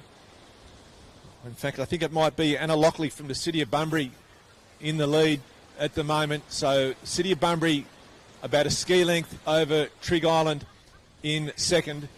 And they're one actually club, Nick, who knows the shore break, Bunbury shore break, very similar to City Beach. So maybe that advantage to her might help her get gold here. Yeah, almost a home race for the City of Bunbury competitors. Very similar conditions. So we think it is Anna Lockley from the City of Bunbury. She's got a good ski length lead. You can see the fantastic overhead drone shots in this under-17 female single ski. And Trig Island there in second, and then you could throw a blanket over third, fourth, fifth and sixth. But on screen, Anna Lockley, City of Bunbury, looks over her shoulder. She sees she's got some clear water as she makes her way back in towards the finish line, and comfortable conditions for her. Trig Island has got second, but you can see the pack starting to come. These skis, they ride anything, and a bit of a lift for fourth, fifth, sixth and seventh at the moment. But City of Bunbury, as they make their way in towards the finish line. And Snooky, it looks like the City of Bunbury are going to take out this under-17 female ski race.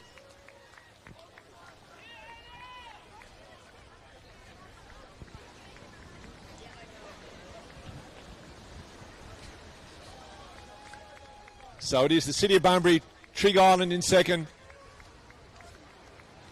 Wave coming for these back markers, but a little too late for them. So City of Bunbury taking out the under-17 female ski.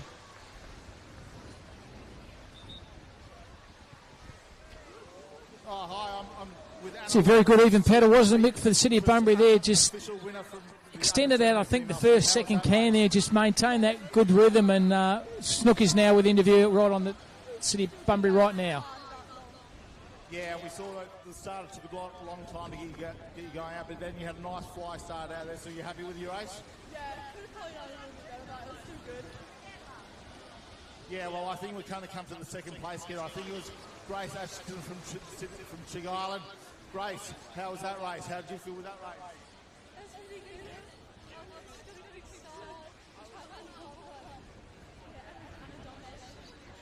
All right, and I think Millie Cock from Trig Island was also third. Unofficially, I'm not sure, but the first two place gettings, first and second, Anna Lockley from City of Bunbury, Grace Ashton from Trig Island.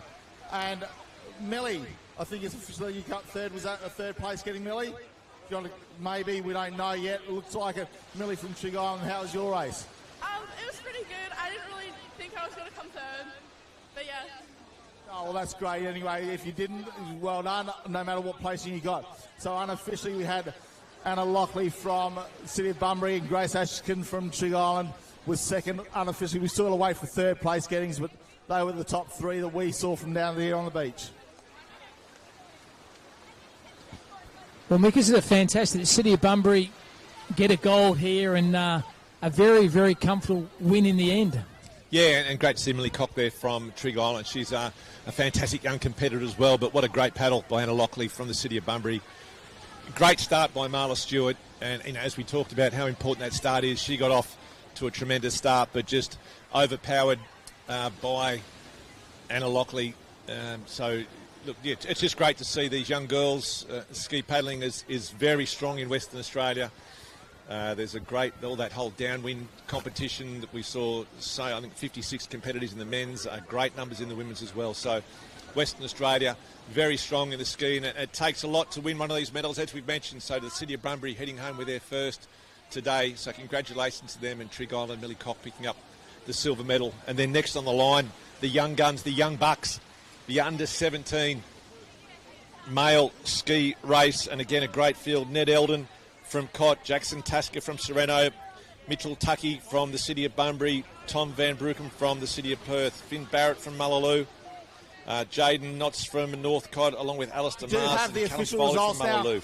So we've got Anna Lockley from looking at City the of semi-final Bunbury. results yesterday. Then we have the paddlers Grace to watch: Mitchell Tuckey from the City of Bunbury, Ned Eldon from Cott, Tom from the City of Perth, and Alexander from Northcott. Also, second. Owen Barraclough from Sereno, Archie Ryan, one to watch from the City of Perth, Harry Krawczyk from Trig, okay, third we have Millie and Cock from Tristan Trig Osterwinter Island. from Grace Sereno as well. So some great young competitors is our champion for in this under-17 male ski female race. Champion.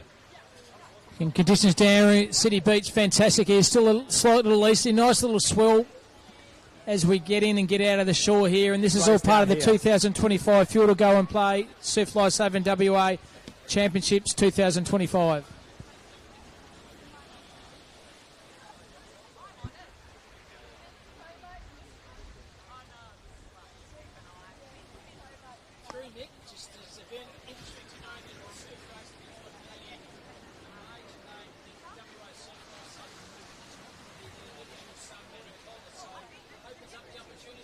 Athletes to win gold, Mick.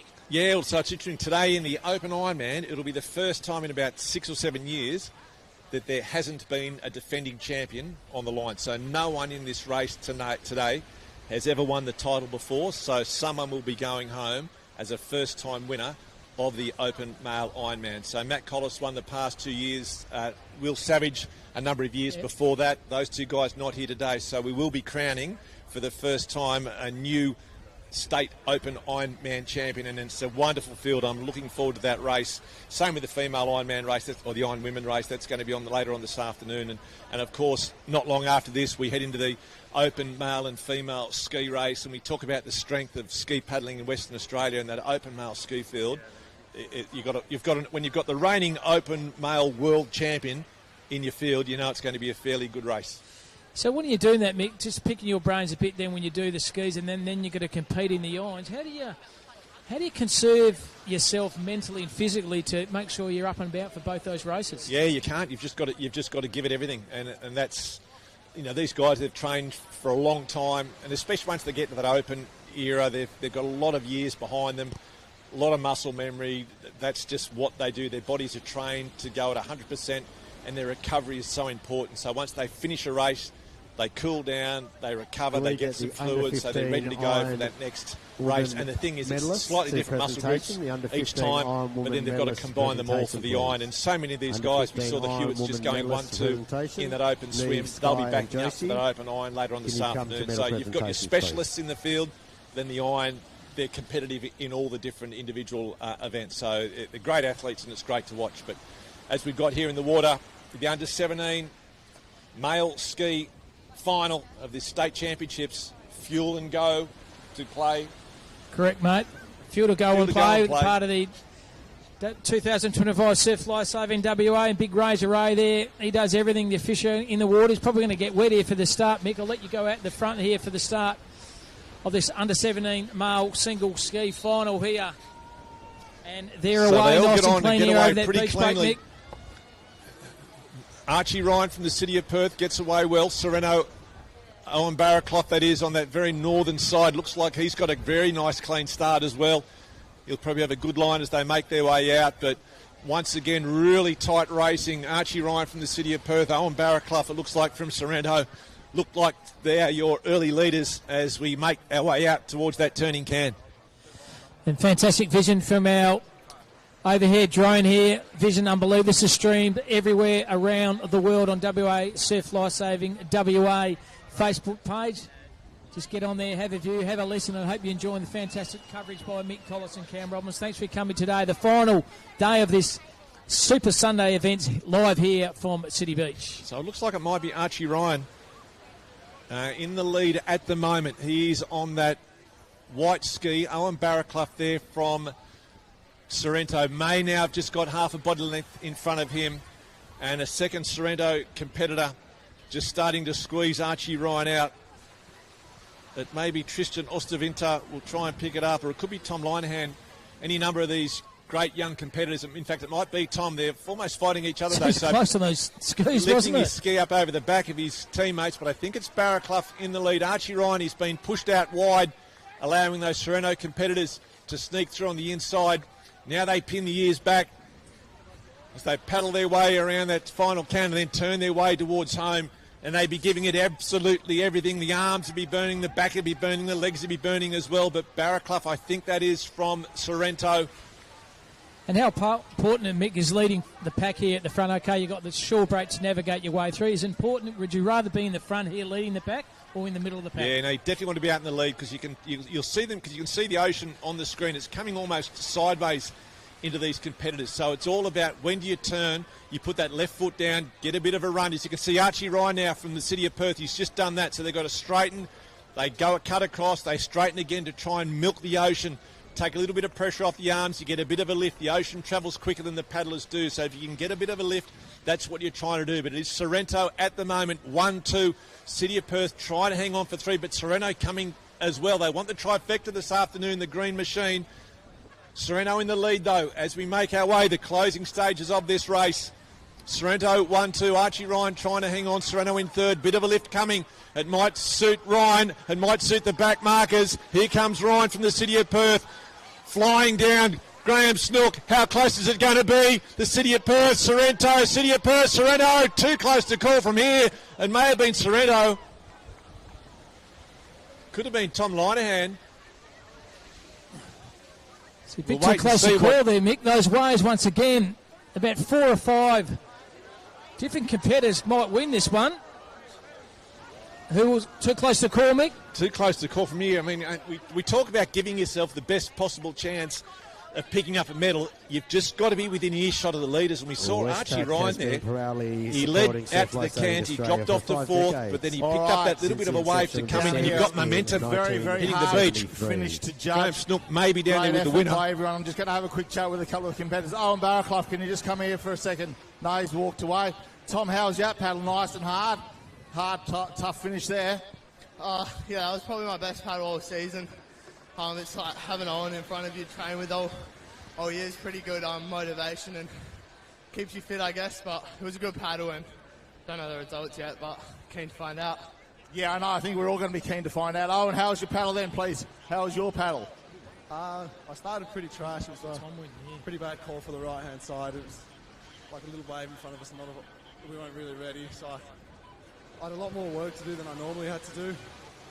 But it was good. It was good to get the challenge. I don't think I got there. I thought Tristan and Tom got me, and then.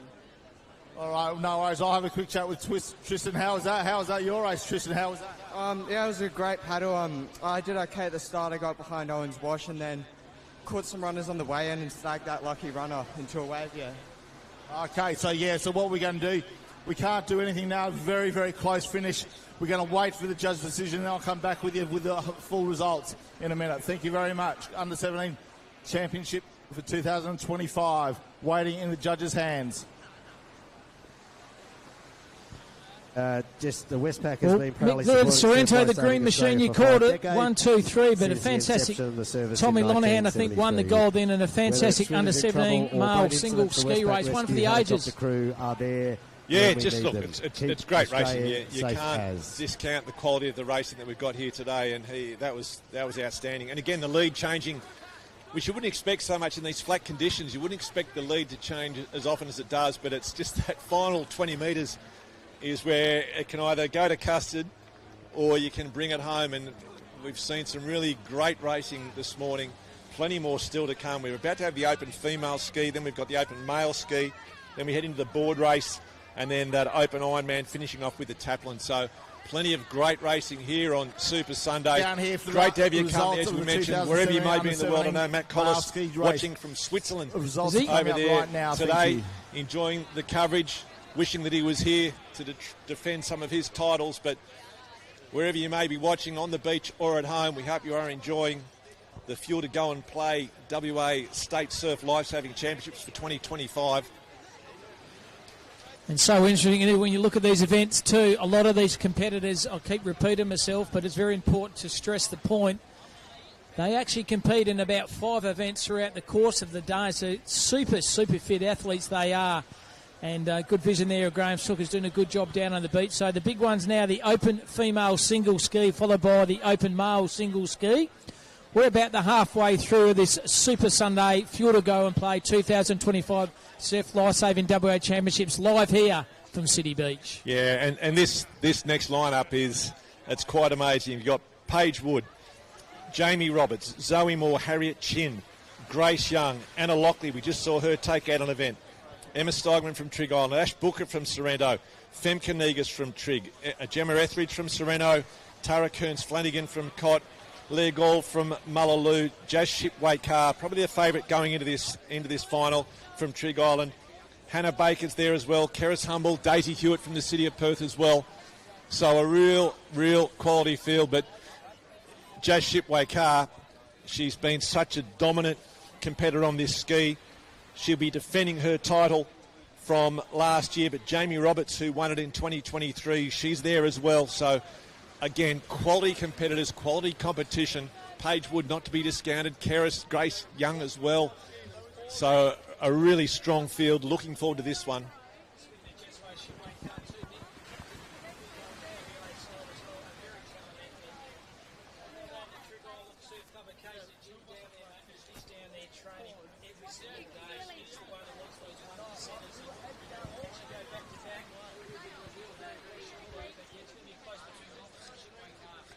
Do you actually do anything when you go to the gym, or you just go to the gym? Go in here and grunt, look around a bit. Well, the rig's looking good, Cam, so it's obviously working for you. But just as the boys on screen, Tom Linehan and Owen Barraclough from Sorrento, just trying to work out. There may have been, it was a very, very tight finish between all four of them. And Carolyn Wilson down there, the judge, is looking at it here. So, have we gone too early here? Carolyn will have everything under control there. So 3 Sereno competitors. Archie Ryan there from the City of Perth in the red jammers.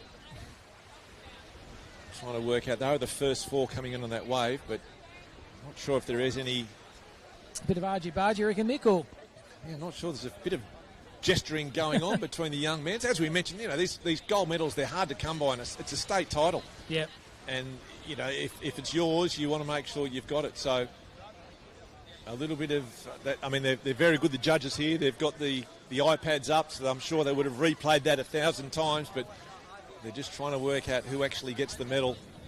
But just yeah, tight racing. The City of Perth. And after the open female, mate, comes the open male single ski. So that'll be hotly gathered a little event there to get the gold medals for that one as well. As mentioned, we've got Olympians in that. We've got, as we do in the female as well, with Jamie Roberts. But you've got, you know, guys like Steve Bird, who won it last year. You've got Dan Humble, who's been on the scene for such a long time. You've got the reigning open world champion in Pat Ely on there as well. So just Reece Baker, so many great competitors. Michael Booth, that for me will be one of the highlights of this competition. Just the quality of this field. It's almost like a lot of these guys will make finals at the Nationals. That's how good this field is today. Like I said, not too often you have a so fly-saving state like WA having Olympians mix. So just stress that Olympians representing their country and world champions. Like they don't, like I said, they don't get those handed out down at Coles or Woolworths. So very privileged you are, the WA surf fly-saving movement, having Australian and world champions here. So there's the wonderful shots from the overhead drones. The skis lined up. It's like the start of an F1 race. These electrically quick craft. The women's skis are the front line, the men's skis the second line. All these competitors, the nerves, Cam. How will they be feeling? Exactly. Look at that now. They're tapping out there, but yeah, the nerves. And then you've got to wait, Mick, as we saw, and just getting over the time. So it looks like Tom Linehan's been tagged first. Archie Ryan tagged second. Then Sereno. So in fact it was. So Tom was first, and then it looked like Owen fourth, or they may have gone the equal third. We're not sure. It looks like Archie Ryan's picked up silver medal. Tom Linehan. So we've got Tom from Sereno as first, in first place. So that's how tight these races are. And well done to the judges. Big Tristan Osterwinter was third. Owen Barraclough was fourth. So they're the top 4 placings which we have just called.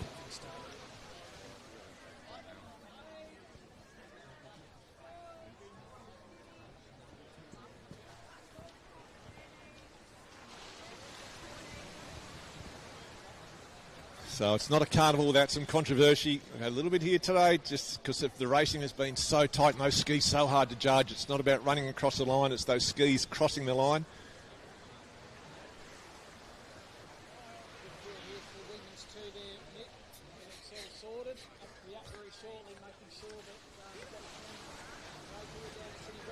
Yeah, so Paige Wood on this southern side from Trig Island. Jamie Roberts next to her. Harriet Chin's there, Grace Young from the City of Perth, Femke Negus. So in a race like this, where would you rather be? You want to be inside, in the middle of the pack, or the outside, or it doesn't really matter? Yeah, I think in conditions like this, once you're out, it's pretty clean water. You're not going to be get knocked off by a wave as you're making your way out. So you probably want the straightest line, and there's probably not much in it. Obviously, probably the middle is where you want to be, but you just want to be in clear water. So that's where you look for the speed of someone like Jamie Roberts, just to get on and just to get away. She's so fast. But it is about the start. So a lot of these ski paddlers, like Jamie's an Olympian, her start might not be as good as some of the specialist ski paddlers. And we've seen about getting on and getting going. It's a different skill to sitting in your craft and then having the bell go and then you starting. You've actually, when the bell goes here, you've still got to get into your craft, get that paddle in, get those real quick to get yourself going and then settle into your long, deep strokes to get the speed up. So many different factors in play in these races, and as we mentioned, some great competitors looking for this title. Jazz Shipway-Carr, as we mentioned, she's in the middle of the pack. Champion. Yep. She'd be the one to watch, and you talk about getting away cleanly and getting on well. Jazz Shipway-Carr is certainly one to watch, and if she does, she's going to be very hard to catch, but you can't discount, as I mentioned, people like Jamie Roberts, Paige Wood, really good competitors, good paddlers, and they will not be letting Jazz Shipway-Carr have this all on her own way, and Keris Humble there as well, right next to Jazz Shipway-Carr, the two teammates, Daisy Hewitt next to Keris. So we'll leave it to the hands of the starters, but it's all about getting on clean, getting away quickly, and then just trying to hang on. And don't forget, Jazz Shipway-Carr's going back-to-back, Mick, too. They're pretty hard to get, pretty hard to win one, let alone back-to-back, winning 1 and 2. So can she make it the double here? So a little bit of swell coming in, and as you can see, it's probably affecting those people on the northern side a little bit more. Great to see Rick Turner down here, the godfather of Tricky Rick. Surf swimming. In the clouds now. Sun's just going behind there. This is part of it, and we are away there, Mick. So a frantic start. That wave won't affect too many. They'll have to all be able to get on, and they get away, and they all get away cleanly. So everyone through that break. And as they make their way out, Paige Wood on this southern side, Jamie Roberts on that striped blue and white ski, but Paige Wood on the southernmost side. Looks like she may have got the best of the starts, and that's the V will form. It looks like behind Paige Wood as these athletes make their way out. So you can see Paige Wood, she's got the blue front of the ski and the pink back of the ski. Then that white ski in the middle. I think that might be Jazz Shipway-Carr. We will try and see as this race goes on. Keris Humble there in the black ski with the pink tip. I think it's Jazzy Shipway-Carr's in that front. Just good rhythm with the paddle there, just digging deep. Timing her way out to the cans here. I think Shipway-Carr's just in front at the moment. Marshalling, under 17 female half a ski length to in marshalling, front. please. Yeah, so just a real quality ski paddler, and that's where we expected her to be. We'll try and pick up who that might be sitting alongside her. I think it might be another Trig competitor. So Paige Wood just dropping back into third. So at the moment it is Trig 1, 2 and 3. Taking it wide here too. And they come side by side, the training teammates. Look at that, that's a fantastic vision there of both teammates competing with each other, now competing against each other. So, and it's all about trying to get the best line. If you get pushed out wide, you've got to travel a little bit further. Keris Humble now coming through, all the experience of the veteran Paige Wood there. So it's just trig at the moment. They are so strong. You can see Jamie Roberts on the bottom of the screen on that blue and white. She's looking for something out there to try and pick up some runs. She's gone a long way wide, but out the front it is Trig. I'd say it would be Jazz Shipway-Carr. She's been so good for so long, but she's not having it on her own at the moment. It's tight racing. Jamie Roberts has gone a long way north. I'm not sure what she's seen out there. Hopefully it picks up for her. She's trying to chase the ocean. Yeah, very strategically, Wood's gone wide. Shipway-Carr's maintaining momentum in the middle. Has it been a tactical manoeuvre here? Will that pay off in the end? Not really sure. Jazz Shipway-Carr still going good in the middle here. It's maintaining that good rhythm. Hasn't get flustered, just the memento and the rhythm has been there since she navigated away outside of this shore break here. But Shipway-Carr very close in front. There's about 4 or 5 competitors there. Mick Shipway-Carr, as repeating, is going back-to-back here. Yeah, so it's a straight line for these competitors as they're making their way in towards the shore. Little bit of a lift. So Snooky, we'll hand it down to you for the finish. Out to hit the lead front. Then we've just got a plethora of Trig competitors. Trig second. It looks like there's going to be I'd say Trig third, but that's all unofficial. Sorrento, Trig, Sorrento. So hard racing there. Really close finishing by everyone. It looks like that was a not much cleaner finish today than yesterday and all the earlier ski races today. So unofficially, I would say Jasmine Shipway-Carr would be first, followed by, looks like Emma from Trig Island, and also Paige Wood from Trig Island. It could be anything, so we're just going to wait and see. Femke Negus was up the front as well. So big finishes by all. We're just going to wait on the results now.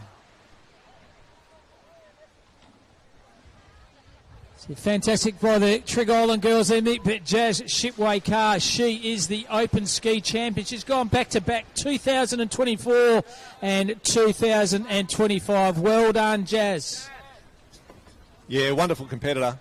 And she also picked up a board gold medal in the board back in 2023 as well. So a real good all-round athlete. Looks like we're going to have the 2025 Field to Go and Play Open Ski Champion Jazz Shipway. Snooky there, he's got Jazz Shipway car. How was that?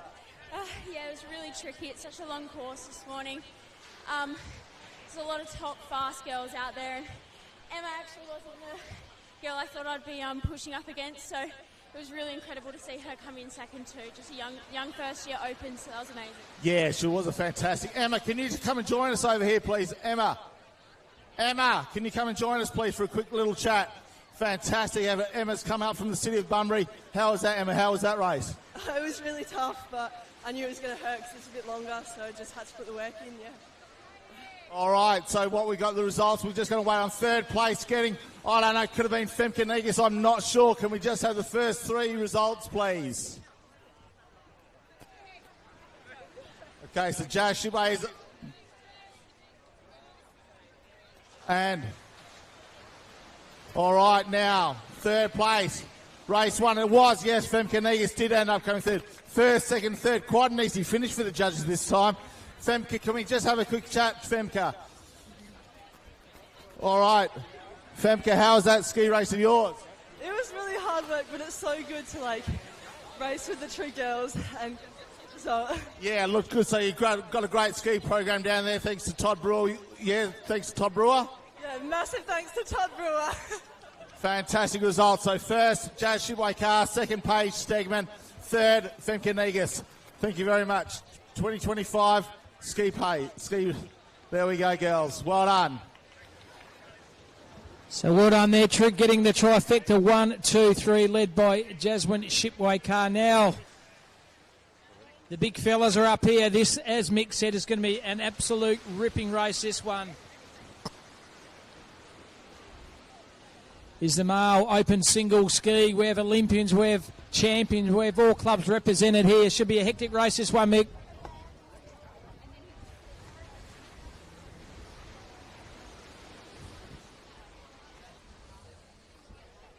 So open male single ski about to get underway, and what a lineup we have. Olympian Steve Bird in lane one, Jeremy Doney, his North Cottesloe teammate in two, Oscar Jones, new paddler to WA, racing for Sorrento, Devon Carron from Sorrento next to him, Reece Baker, Michael Booth from Sorrento, Lockie Armstrong from Sorrento, Dan Humble from Trigg, Brendan Sarson from Trigg, Kent Jenkinson from the City of Perth, Brendan Rice from Sorrento, Ethan Jackson from the City of Perth, Pat Eli, the reigning world champion from Sorrento, James Duncan from the City of Bunbury, Travis England from the City of Perth, and Harry Hewitt also from the City of Perth. It is an outstanding lineup. The open male ski final. You've got any one of probably 15 of these competitors are a chance of taking this race out.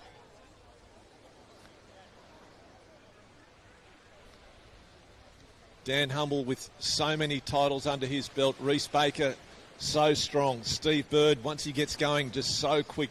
Jeremy Doney's been in outstanding form, paddled very, very well yesterday.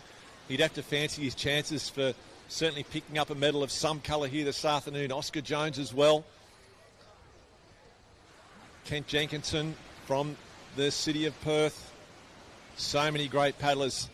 And, of course, Pat Eli, the reigning world ski champion, on the line here this afternoon, representing the Sorrento Club. So 2023, Reece Baker won it. In 2024, Steve Bird won it. So who's going to be 2025, Mick? Definitely, there's a whole handful of athletes who can win this honestly, one. It could be any. And a shout-out to Jade Mickle down here as well, enjoying the spectacle. A very famous surf family. We talk about famous surf families. We mentioned the O'Tooles earlier with Ty O'Toole taking out the surf race. Jade Mickle, multiple state champion in a range of events. Very well-known Ironman. Her father, Greg, also a very handy competitor. So great to see her down enjoying the spectacle that is the Fuel to Go and Play. Fuel to Go and Play. State Championship. So here we go. The big dogs. It's going to be a ripper, this race.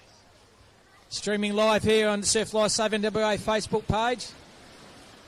Mick Collis and Cam Robbins, this should be a ripping race. This one will be very, very quick, I would have thought, Mick. Good time. And we talk about start. So Ethan Jackson is in the blue jammers from the city of Perth, and Pat Eli, they have both developed this, or they've perfected this double foot jump start.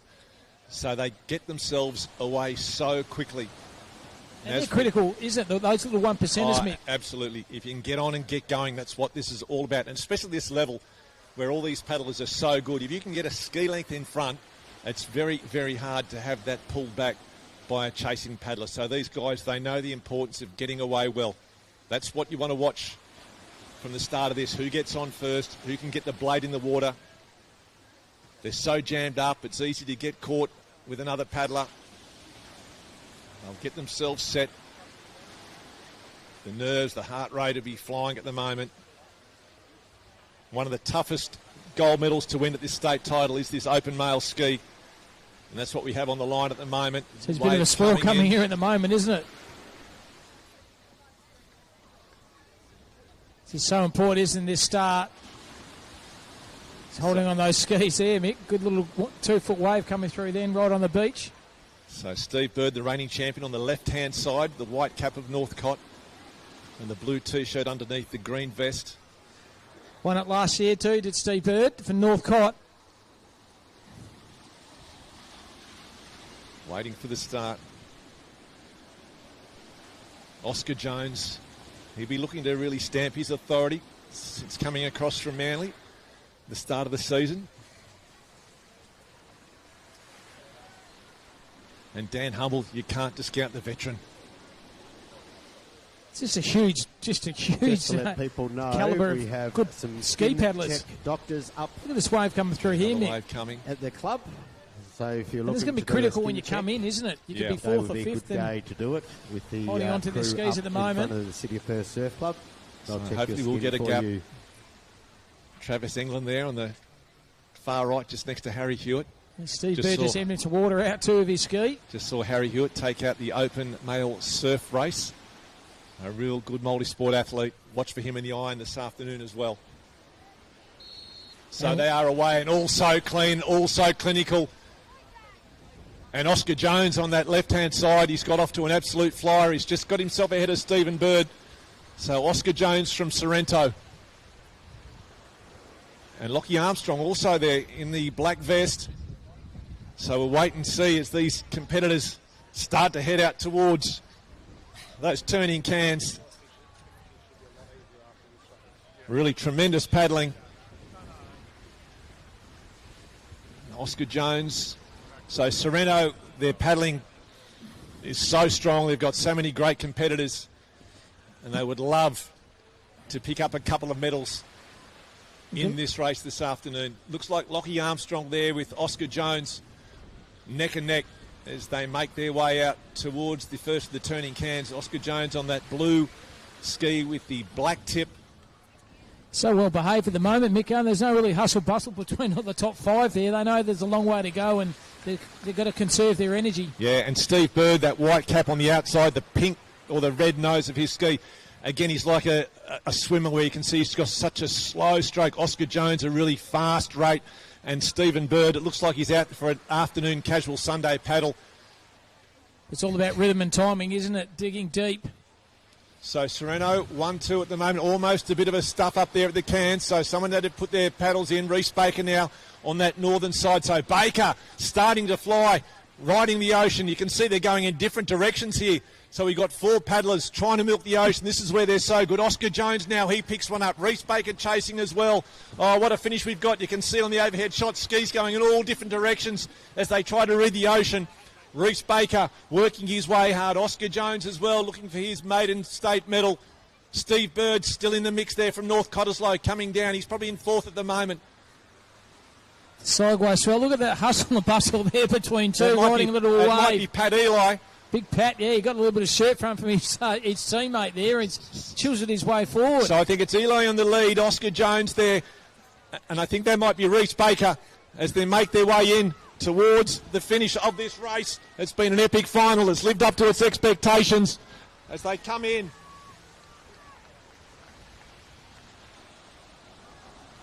And it will be Patrick Eli.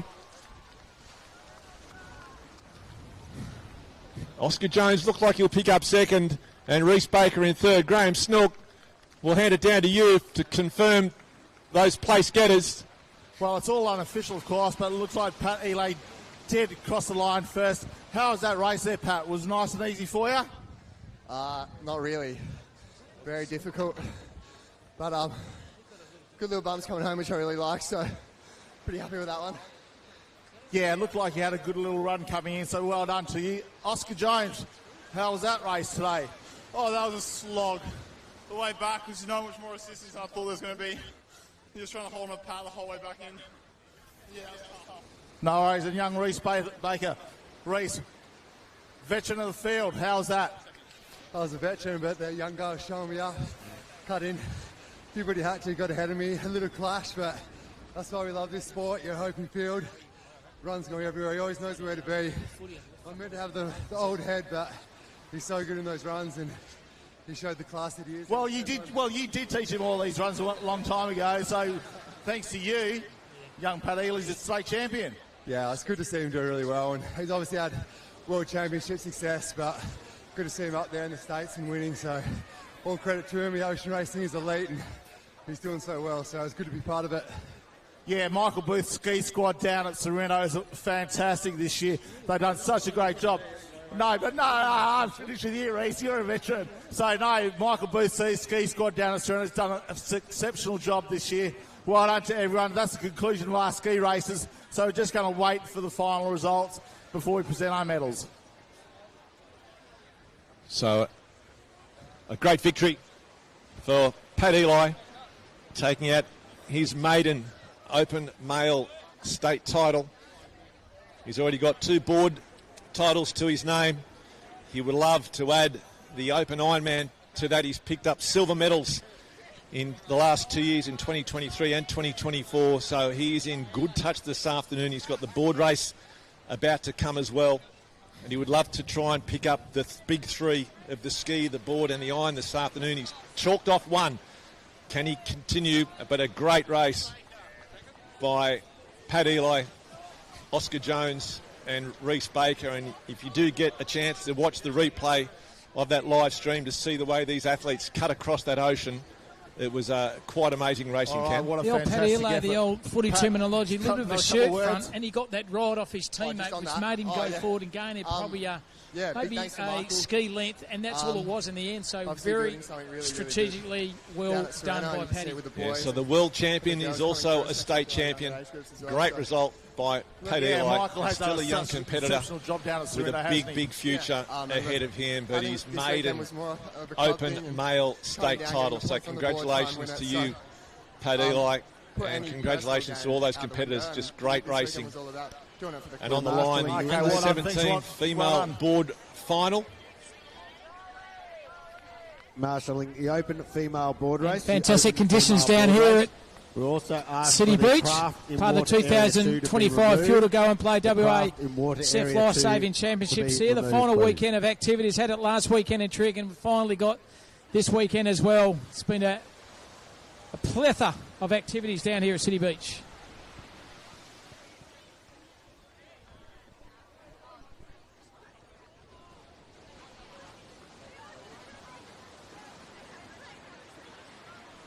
And big shout out to our hard-working officials there and referees. One of those is Gary Bumford, done a good job all weekend, and all those quiet officials and our watercraft crew out the back do so good work here to make sure all athletes are safe.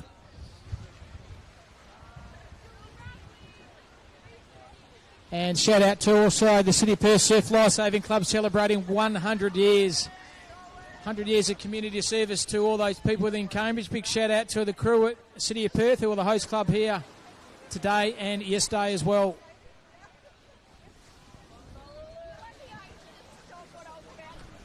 So some of the competitors to watch for in this under-17 female board final. Millie Cock from Trig Island, Lily Reeve from Sorrento, Kyra Tenney from Northcott, certainly one to watch.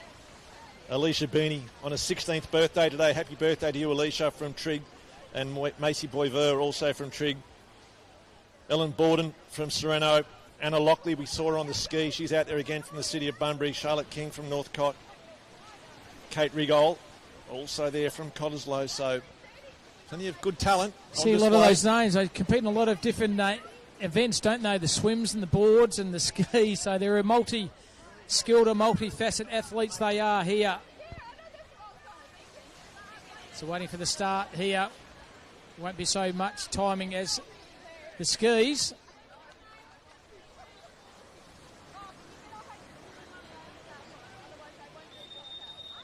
Yeah, so a nice clean start. They allow the athletes, they can negotiate this little break themselves. They give them a bit of a start and they're all out and away. As you can see, some on the stomach just to get through the tricky, bumpy bit at the start, and they'll get up onto their knees once they get going. A couple of them, maybe a couple of lay down wriggler paddles to stay on their stomach for the whole way, but the majority up on their knees as they make their way out now towards that turning can. This is the final of the under-17 female board race. Just heading out the first key now, as Mick said, they're all on the knees at the moment. Probably a couple out the back on their stomach, but a bit of a hustle and bustle out here to the first can, and make sure you're just in there in the top 4 or 5 to do that sideway can movement, and then it's the paddle back into shore here. This is the under-17 female board finals.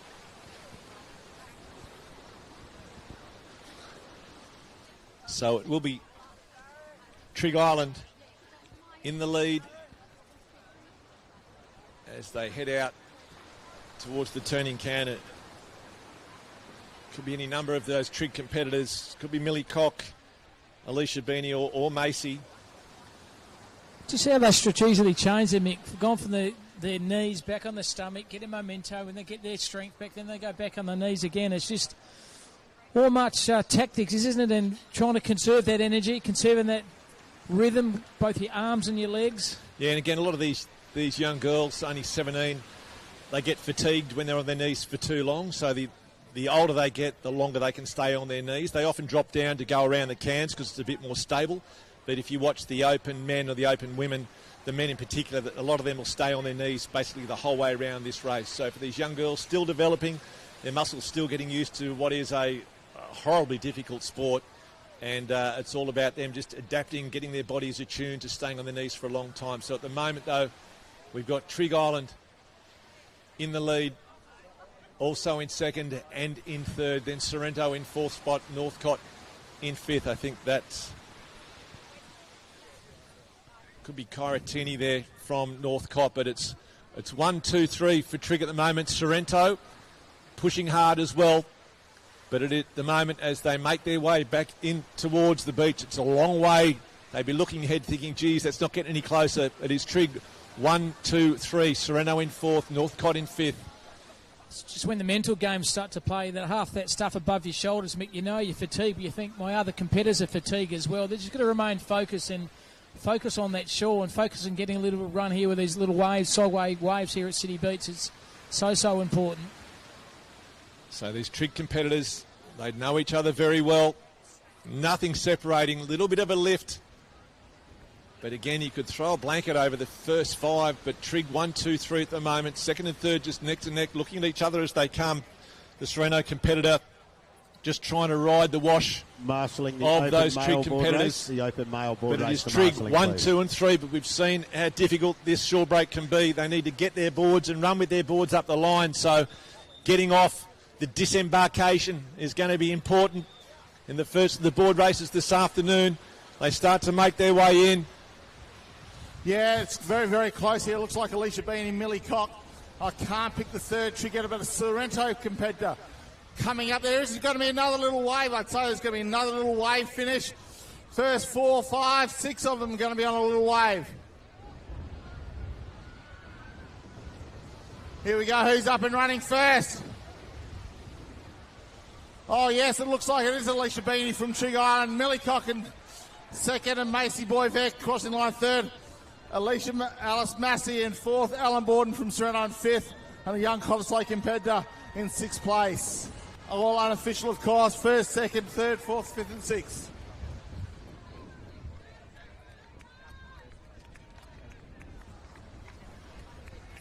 So it may have been Alicia Beanie happy birthday. What a birthday present. Sweet 16 and a sweet gold medal.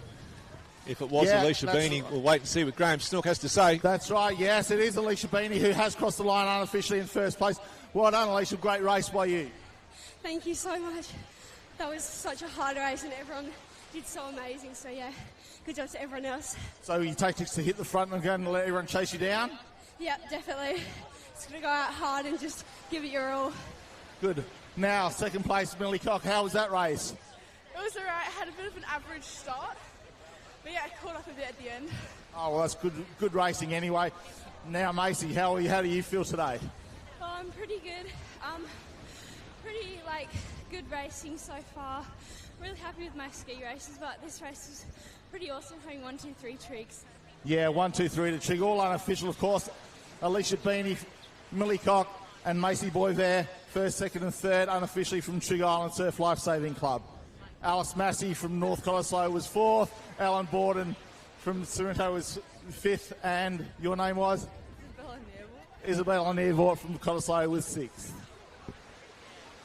Well, what a way to celebrate your 16th birthday, Mick, getting a gold medal around the neck, mate. How good's that? Yeah, look, fantastic. She was one of the favourites going into the race, and she certainly brought it home. But, again, just Triggs, they're such a strong club. They're the defending club champions, and they've got so much strength. And how many times we've seen Trig 1, 2, 3 in these races today. So it's a real credit to the club up there for the work that they do. I know they lost a lot of competitors, but they've obviously got a great system where they just keep bringing the new ones through, and they're getting the results down here today. But that's great, and for those young girls, 3 under-17 girls going 1, 2, 3, that'll keep them with the club for a long time, you'd think. And also, Mick, very important Alicia points to the Beanie, club as well, as you mentioned, the 2007 champion club. Just to 2025 win the opportunity to get first, second and third, very board important race points. champion. Well done to Trig Island, first, second and third, Alicia Beanie, Millie Cock and Macy Boisvert, all under the guidance of Andrew Moselle and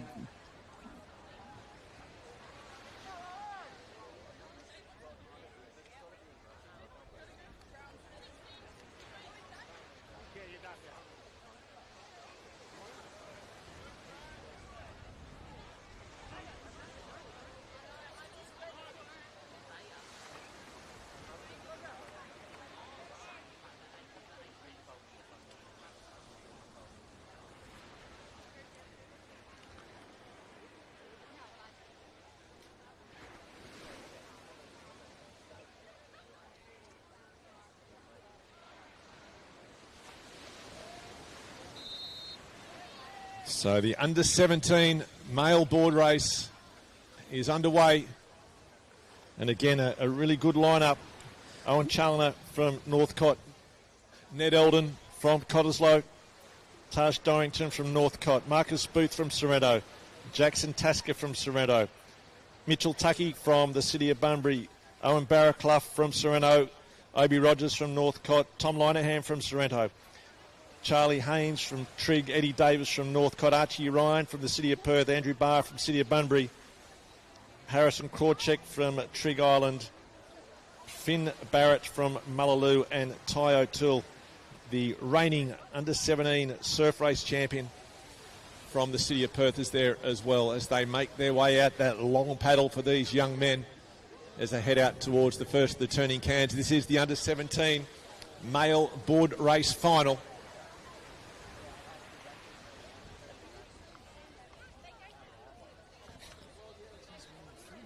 And it looks like Tom Linehan in that distinctive black rashie that he wears from the Sorrento club. Archie Ryan there on the red board. He's raced without a whole lot of luck over these championships, so he did just pick up the silver medal in the ski. So it's 1-2 from the ski race, 1-2 in the board race at the moment. Tom Linehan from Sorrento, Archie Ryan from the City of Perth in second, and it looks like another Sorrento competitor. That could be Owen Barraclough. We'll try and pick up who that is as they turn, but definitely Tom Linehan from Sorrento leading this under-17 board race. Mick, it's a very good point you bring up about just skill set they got. You know, obviously competing the skis, then the swims, and then the paddles, and then the irons as well. So I'm just absolutely amazed at how fit these athletes are and how well trained and drilled they are in each little component of this surf life-saving movement in WA. Totally respect to all the clubs and the athletes who train so hard for these races, but this is a final of the under-17 male board race. And here we can see again on the overhead line, just chasing the oceans, taking different angles. It might be Marcus Booth. We'll try and pick up who that is from Sorrento. He's gone wide, hasn't he? He's just got buggered on to go here wide. He'll get a little bit of a run with a wave. So that's the thing. You can take himself wide chasing the runs, but they've got to come back to that finish line where they've got to run up through the sticks with their board. So you can't afford, it's a balance. You can't afford to go too far north and have too long a run back. So Tom Linehan and Archie Ryan, you can see they're going straight in towards that competitor from Sorrento. Did go a long way north, trying to wind his way back. Now he's heading back in towards the straight. So again, another tight finish on our hands here in the under-17. Sorrento 1-2 at the moment. City of Perth in 3. Tommy Linehan just maintaining his lead at the moment, just by, I reckon, a half a board length at the moment. Booth on the outside as well. So Linehan and Booth were 1-2 for Sorrento. Trigg won the... Little bit of lift coming for them now for the Sorrento paddlers. Can they pull over? No, they can't. It evens it up again. Graham Snook will head it down to you for the final moments of this tantalising under-17 final. Yeah, it's going to be another crowd. We have another wave coming through now. Owen Barraclough, Tom Linehan, young City competitors. Ty O'Toole's just about to pull over this little wave. What's going to happen? Big racing by these guys. Yes, it looks like Owen Barraclough up first, followed by another quick, hard finish. Oh, that's too close to call. Second and third and fourth, very, very close to call. Two City and Sorrento. So Graham Sook down the beach, too close to call there. You're up there too, Mick. Pretty hard to see from that angle. All right, so move down. Let's move down, please.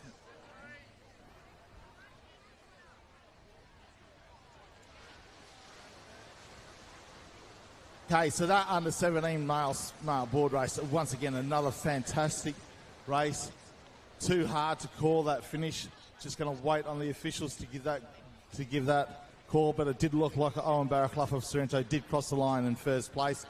So hopefully we'll get the results quickly, but I'm just going to go and talk to Owen, quickly see how his race went. Owen, how was that race this time? Oh yeah, that was a heap better. I enjoyed that way more. I was not a bit devo after the ski because all the boys had a good race, but yeah, just that inner bit of that break is a bit of a pain in the hole. So I just decided to pin the ears back, use my long legs to bunny hop through that gutter. And thought I almost tripped a bit and thought I'd lost it, but then I don't know. It feels good to get another board race. I haven't had one for a while. So okay, no worries. Thanks a lot. Ty O'Toole, maybe second. I'm not sure. Maybe third with your City of Perth teammate. How was that race? It's wicked. I didn't know that I was going to do this well, so it was awesome. And how was your race? How was that race? Yeah, good start. Kind of faded in the middle bit, so see how it goes in the lead up. Yeah, so we're just going to wait on final judges' decisions for first, second, third. I'd say first was Owen Barraclough, but second and third and fourth, very, very close. Waiting. Marcus Booth, how was your race this time? Yeah, it was all right. Surf was interesting today. Just caught that little City Beach shore break on the way back in, which was, yeah, just all about the luck. Yeah. Well, I'll tell you what, this racing down here, gentlemen, today, been fantastic. Nice, close racing, every single race. So what we're just going to do is we are going to wait for the official decision.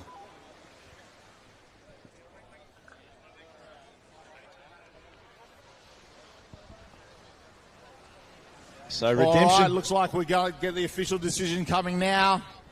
So here they come. Here come the officials with our...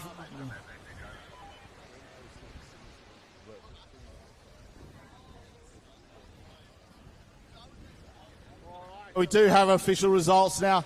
Owen Barraclough from Sorrento in first place. Ty O'Toole from City of Perth in second place. And Archie Ryan from City of Perth in third place. Well done to everyone. First, second and third. Fourth, Marcus Booth. Well done to us all. Great effort for the City of Perth there, Mick, second and third. Yeah, and some redemption for Owen Barraclough. He just missed out on a medal in that ski final, so I'm sure he'd be happy to swap that for the gold in the board. A great result for him and a great result for Archie Ryan and Ty O'Toole. And again, we talk about this race, it's never over till it's over. Ty O'Toole came from about 6th or 7th and got in the right spot for that wave. So if you can stay with the leaders, you stay a chance in these races. And we've seen it so often today, and we'll probably see it again here in this under 17. In fact, this is the open female board race on the line at the moment, dominated by some of the youngsters. Alicia Beanie, Macy Boisvert, Emma Stegman, Daisy Hewitt from the City of Perth, Lauren Robertson, Ellen Baldwin. Ushering now the open Iron Woman. The open Iron Woman they're to away nice and marshalling. clean. The open Iron Beach Woman break to here marshalling, at please. City Beach. Heading their way out to the first can now. Here's some paddlers on the board, kneeing, some on the stomach, majority on the knees, though, as they make their way to the first can here. This is the open female board race. Ash Booker there as well, Sammy Brigden from Trigg, Millie Cock, Karis Humble, Sienna Howard, Femke Negus, Grace Young from the City of Perth, Annika Negus from Trigg Island, and Charlotte King from North Cottesloe. So once again, Trigg Island, it's almost like a club championships for them. They've got 9 competitors in this, in fact 10 competitors in this race here this afternoon, the final. Makes it tough to call with so many of those caps, but a great result for Trigg Island. And as they make their way out, looks like Ash Booker from Sorrento in that lime green cap and that blue board. She's got a really fast stroke rate, a very distinctive stroke rate. And Anika Negus from Trigg won it last year, Mick, in 2024, and Jazzy Shitway-Carr won in 2023. Once again, Trigg Islands, they are producing these fantastic athletes here at the moment. And gee, it's very, very tight as they make their way out. There are 4 competitors in a line, and it looks like at the moment they are all from Trigg. As we mentioned, there's 10 or 11 Trigg competitors in this race this afternoon. Look at them just so close together on the 1, 2, 3, 4, 5, all from Trigg. And you might be competitive, might be teammates, but when there's a gold medal on the line, Mick, you don't care. You want to try to get that gold. I want silver. I want that gold over my... Yeah, so quite extraordinary here. So it is, at the moment, it is Trigg, and then Sorrento. So Trigg Island, they won't celebrate too soon, but they've got plenty of backup options if something goes wrong for the leaders. It's been a dominant display by this very dominant club, and a breakaway of 3 now.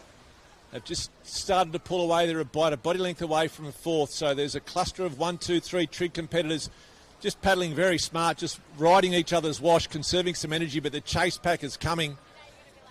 Karis Humble is there as well. She's chasing hard.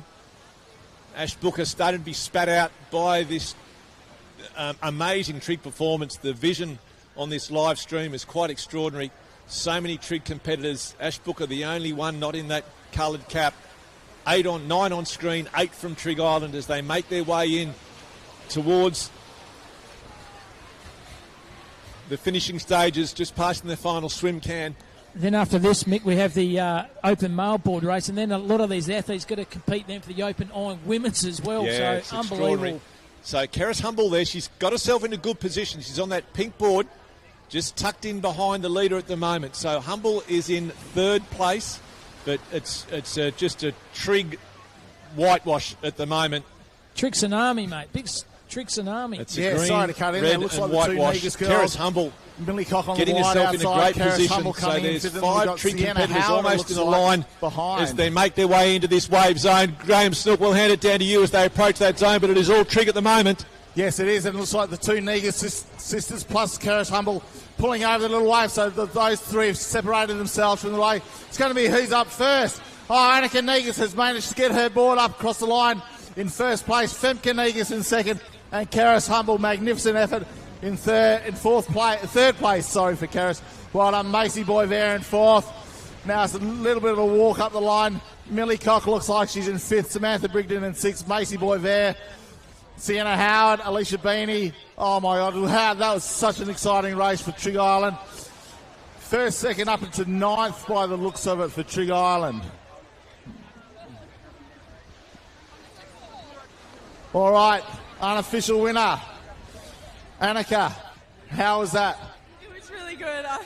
I could feel Femke next to me the entire time, so it's just No, it's a really good race. So good old sisterly love there. Younger sister beats the older sister, unfortunately. How are you feeling today? Pretty good.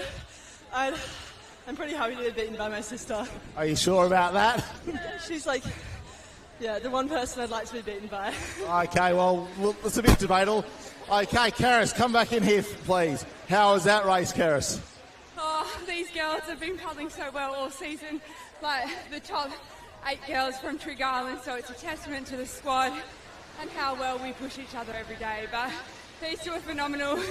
Yeah, so a big thanks to Andrew Moselle, your club coach.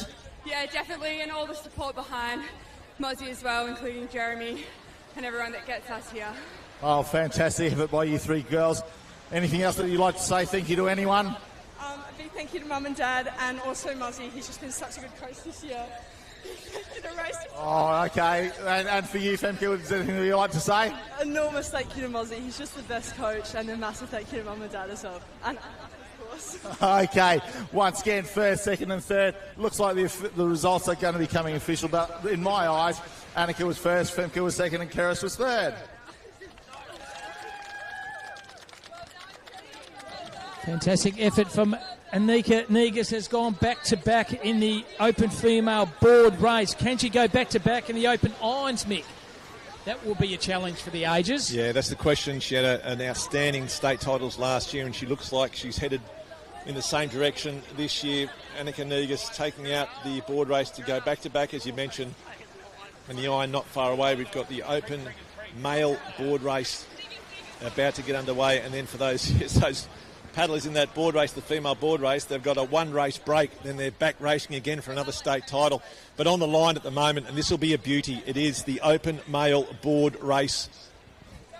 As they make their way, it is Ethan Jackson from the city of Perth, Robbie Duffy there from Sorrento,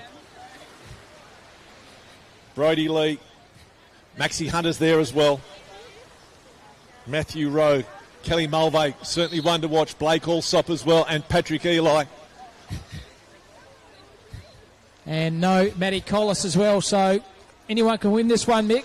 Yeah, so Pat Eli had won it in 2023, and you can see him on that lime green board. He was on that northern end. You can see him angling his way right across now. So he won't take the lead, but he'll sit with them, and then he's got such a good backhand. So Pat Eli can be anywhere from first to fifth when they turn the final can, and know he's got enough in the tank to bring himself home. That's the strength of Patrick Eli. We just saw him won the open male ski race. Can he go back-to-back today and pick up a second gold medal and then line himself up for a shot at the third in the Ironman? So the open male board race underway as they make their way out towards that turning can. And it is Patrick Ely marshalling on that lime green board, the open Iron Woman finalist, in the lead at the moment. The open Iron Woman. He's got some Sorrento teammates there with him.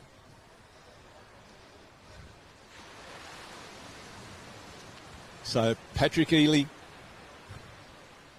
he just controls this race. He sets the pace as the leader, and he'll just keep it at a pace, and no one's probably going to be prepared to go past Pat because they know that they can paddle him down. So they just try to stay with him to conserve their energy. They don't want to be dragging Pat around the course, and then Pat will just be setting the pace. So when they do turn the cans, he'll put the foot down and go. He's got Blake Allsop, his teammate, is with him. They would love to go 1-2. Trig Island. Blake's been such a good paddler for such a long time. So it is Ely turning first. Looks like Allsop there in second. And will it be Sorrento here? It was all Trig, wasn't it, earlier in the female board race? Very dominant, 1, 2, 3, 4, probably 5 and 6 now. Now it's a turning on the table here. Sorrento there, 1-2 at the moment. So Patrick Ely on screen, you can see he's put himself about 4 board lengths in front. It's been dominant from Ely. They've turned this can. It'll just be, and you can just see, it almost does butterfly when he comes in, Pat Ely on these boards.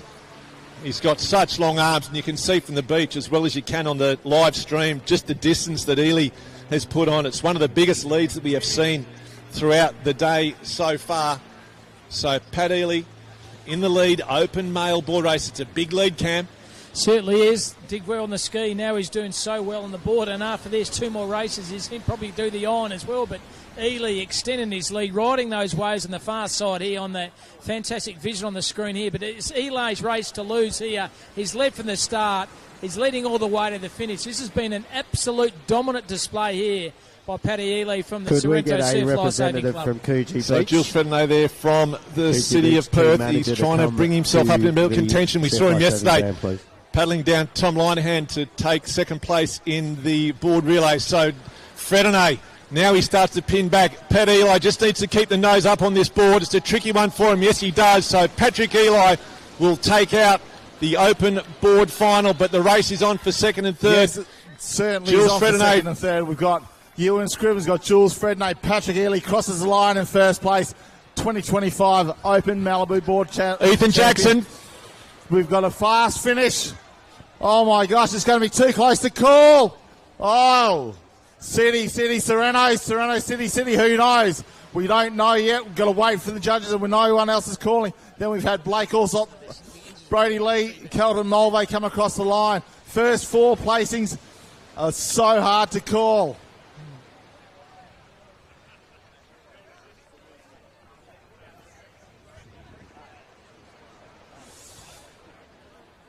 All right, Pat, how was that? Was that all nice and easy at the end for you? Yeah, it was a really good race. Sort of planned out how I thought in my head and visualised it last night. So, look, good to get points on the board for Sorrento. That's all we're doing this weekend, just points for the club and putting the club first. Well done. So, we're unsure as to who gets second, third and fourth, but I'm going to interview the first 4 guys. Now, Ethan, how was that race? How was that? Your plans, anything like that go out astray? Yeah, obviously Pat was quick off the right, a few boys through the middle and far left. Hope we could match into the cans, but no, he's pretty quick the whole way around, so well done to Pat. Yeah, well done. Ewan just come in. As I said, we're not sure who's going to get second, third and fourth, but... No, it's a pretty good race. Happy how it went. Whatever happens, like all the boys gone like 12 months for this, so everyone puts all their effort into it. It's great. Jules, come in here quickly. How was that race for you? Yeah, hard race all the way through. Felt like I was in a bad position, but clearly not. Okay, so we're just going to wait on second and third and fourth as positions. First place, I would say, unofficially, is Patrick Ely. He looked like he crossed the line quite easily. Second, third and fourth, we're not sure yet. We are waiting on the judge's decision.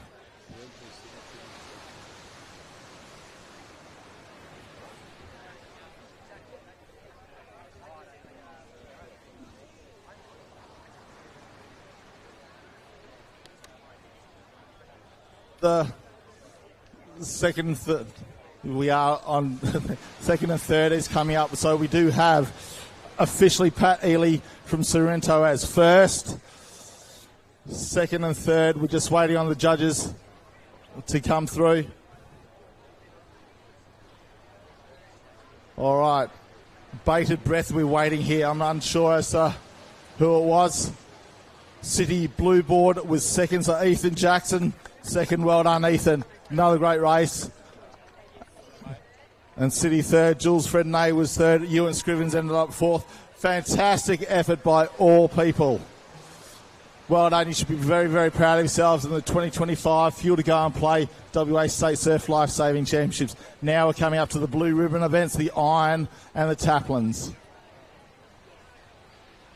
So a great result for those City of Perth competitors. Ethan Jackson, as I mentioned, he's been flying under the radar this season. He's picked up a silver medal in the board, and Jules Fredonay doing what he did last year, picking up the bronze medal in that open board. He picked up the bronze last year as a 17-year-old. He's done it this year as an 18-year-old. So again, a real rising talent on the beaches here in Western Australia. Jules Fredonay picking up the bronze, but a really dominant win by Pat Ely.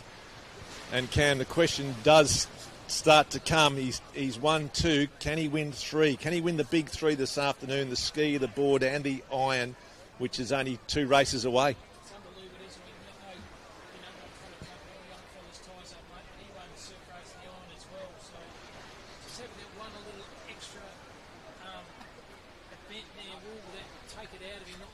But he seems pretty fit, seems pretty cool, calm and collected, and Xavier said, yeah, I want to do the trifecta. Yeah, and it's the tactics of this Open Ironman is going to be fantastic because it's board, swim, ski, and you've got the two Hewitt boys, very strong swimmers. As we saw, they went 1-2 in the open swim. So for the board being first, if they can hang on the back of Pat Ely on the board and then put the distance on over the swim, it's going to make it hard for Pat to try and paddle them down. But if Pat can break them on the board and give himself a good gap, so then the Hewitts can't then wash ride. No one can wash ride during the swim, and then it comes down to that ski. And we've seen, so Pat's won the board and the ski. So if Pat can stay with the Hewitts in the swim, you'd have to marshalling now the open iron, the open iron to marshalling, the open iron to marshalling, really please. Hard. So I think the order probably favours the Hewitts because the board leg is their weakest,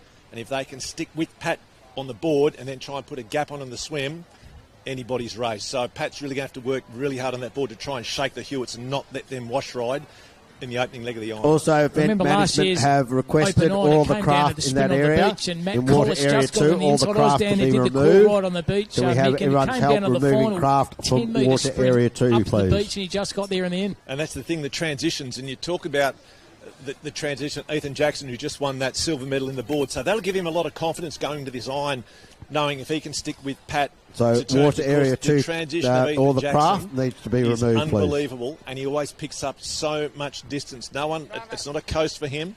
It's another leg in this race, and he does it so hard, and that's where he can chew up so much time and burn so much people when he's coming along these transitions. So I can't wait for this Ironman race. I think it's between one of probably 5 competitors to take it out. It's 3 legs. This is the swim, the board, the swim, and then the ski with those runs in between. So really exciting racing coming up. And speaking of women's too, Mick, can Anika Negas go back-to-back? She's gone back-to-back in the board. Can she go back-to-back in the iron as well? Once again, another supreme fit athlete from the Trigg Island Surf Lifesaving Club. They churn out good athletes, both Trigg and Sorrento and City Perth as well, but will she have enough fuel and energy, will Anegas, just to make sure she gets the iron as well?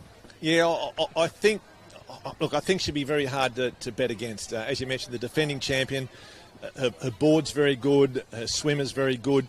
She's still only young, so if there's a weakness, it is the ski, but I just think she's one of these athletes. Can she put herself in a position where she can give herself enough of a lead heading into that final ski? But the thing, too, about the ski being last and the fact that it is an iron, the girls have got to wait until they can actually get on the ski. So you'll either get out clean and not waste a lot of time, or you could find yourself stuck there for 20 seconds, and in an iron, that 20-second gap can close very quickly. So if they can get away clean, it's going to be very hard to catch her. But look, as we've seen, this little shore break, it's ugly, but it's tricky, and it makes things interesting.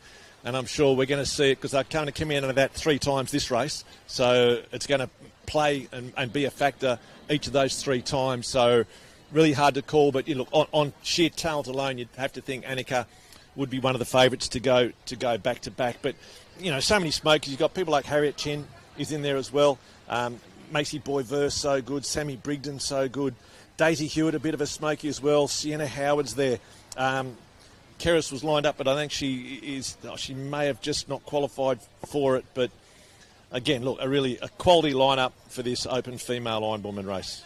Mick, because there's not much gap between obviously the board, the ski, and then the irons, what do you mentally do as an athlete? You've got to actually conserve your energy. You're going to make sure you're okay up in the finish end. But what do you actually do between the break, between the races, to make sure you're up and about for the final? If it was me, I'd have to have a nap, Cam. I'd be exhausted. But I just watched Harry Hewitt then and Chucky Hewitt just went in and give themselves a bit of a cool down.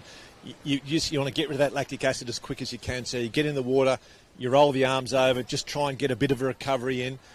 Get some fluids into you. Obviously, you don't want to have a pie and a dart and a can of beer. You just want to get some fluids into you, maybe one of their energy shots, because you don't want too much in your stomach. And it's just about mentally relaxing and forget the race that's just happened. You've got to put all the focus on what's ahead and start thinking about your tactics in the race. What are you going to do? As I mentioned, if you're Chucky Hewitt, you're just thinking, I've got to try and stick on Pat Ely. If you're Pat Ely, you might think, I've got to try and break Chucky Hewitt. So there's a lot of mind games going on at the moment as these competitors line up. But next on the line, it will be the open female iron women. And we've got Sophie Lloyd here, who is one of the great competitors, and it's always good to see Sophie Lloyd. Now, Soph, this is going to be a really good race, this open women's race. Who's your tip? I think my tip for this one would have to be Annika. She's been unbeatable all season, so yeah, my tip's on her. And there's some good competitors though. Ash from Sereno certainly in amongst it, so she won't have it all her own way. No, she won't. There's also her sister Femco who's been racing really well, so yeah, it's going to be a tight race. Well, Sophie, always good to see you. Good luck. You're in the Open Taplin later on, so we'll be making sure we call you very soon. It's always good to see Sophie in the Open female irons, all part of the 2025 field to go and play. And the famous superstar wife of the one and only Mickey Collis, young Shazza. Some crazy woman's superstar. just grabbed the microphone. So we are away in the Open female iron woman race. As we mentioned, some great competitors. Annika Negus, the early favourite, as they do make their way out towards the first of the cans. As we mentioned, it is the swim. It's the board, the swim, and then the ski. And then the sprint, Mick. And very important sprint up the beach. Sprint at the very end, and the sprint in the transition as well. So they've got 4 sprints, 3 craft legs. It's a real test of endurance, skill, and the ability to handle some pain, because that's what these girls will be going through. There is no chance to rest. It is flat out from the start to the finish. And at the moment, there are 3 Trig competitors and a City of Perth competitor as well. That might be Hannah Young or Grace Young in this early stage of the board league. In fact, there's the 2 young sisters it might be. That's Grace, as she's got the orange, red and yellow tail. Hannah with the pink, blue and yellow tail. So the 2 young sisters in amongst a pack of Trig. And this is all a part of the 2025 fuel to go and play WA Surf Life-Saving Championships. Coming to the end of the races now, we have the Iron Man, then we have the Taplins after this. So only 3 more events, but this one too close to call at the moment at the front. Yeah, and Ash Booker there from Sereno paddling away into 3rd. And interesting, she's sitting back in about 7th spot at the moment, but Daisy Hewitt on the bright green ski, on the bright green board I should say, not a noted board paddler, but a noted swimmer. So if she can stay with this lead pack of the board, it'll be interesting to see how much room she can pick up and how much ground she can pick up when they go into this swim leg. So on screen at the moment, we've got the Trig competitors 1, 2. Ash Booker there from Sorrento in 3. A little bit of a lift coming through now for the young sisters as they make their way into the beach and start the transition. But Annika Negus will be the first on her feet as expected. So Annika Negus leading the Open female iron race here this afternoon. Macy Boyver coming in 2nd place at this moment in time, followed by Ash Booker, Sienna Howard from City of Perth, from Trig Island, Femke Negus, Hannah Young, Harriet Chin, Grace Young, then followed by Charlotte King from Northcott, Daisy Hewitt. So Daisy Hewitt just entering the water now, so she's currently at about 8th spot, but it's a fairly narrow distance between 1st and 3rd.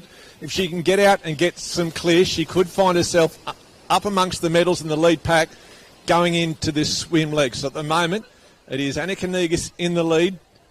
So Trigon, and now all of a sudden, so the leaders look like they're heading out towards the wrong can. So this is where smart racing, you've got to back yourself. You can't follow the leaders. Now, one of the City of Perth competitors, I think it might be Hannah Young, has seen that they've gone the wrong way.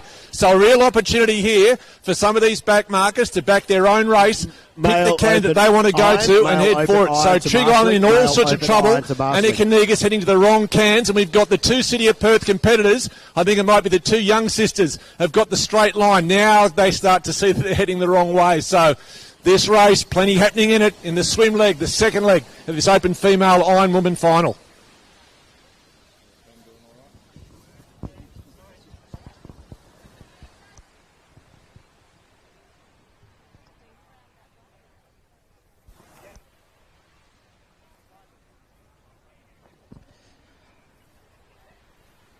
So Annika Negus won it in 2024 from Trig. Can she do it again here? This is the Open Iron Women final here, all part of the 2025 Fuel to Go WA Surf Life Saving Championships, live here from City Beach.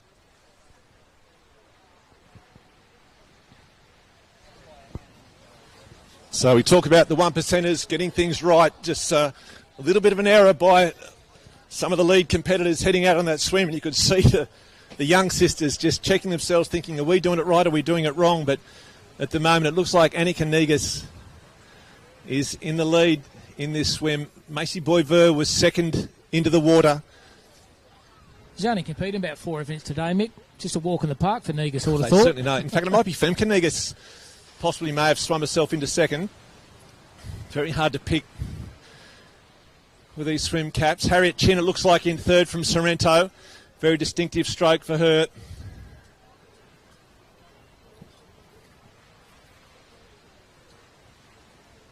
Just bobbing up and down, isn't it? Just trying to look where that shoreline area is. Fantastic vision here by our drones here at City Beach, but just good technique. Just navigating the sideways swell movement here at City Beach. So it's Trigg 1, 2, Sorrento through Harriet Chin in 3, Trigg Island in 4th, and the City of Perth competitor, that's Daisy Hewitt.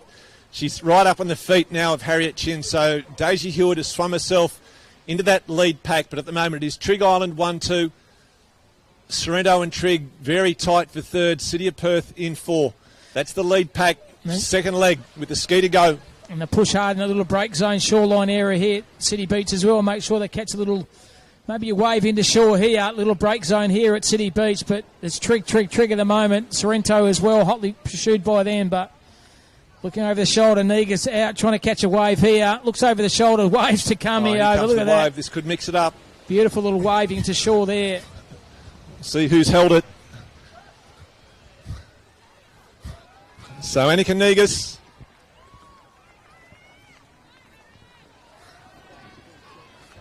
Annika Negus in first place. Harriet Chin, then Sienna Howard, Macy Boisvert, Daisy Hewitt. That's our top 5 at this moment in time.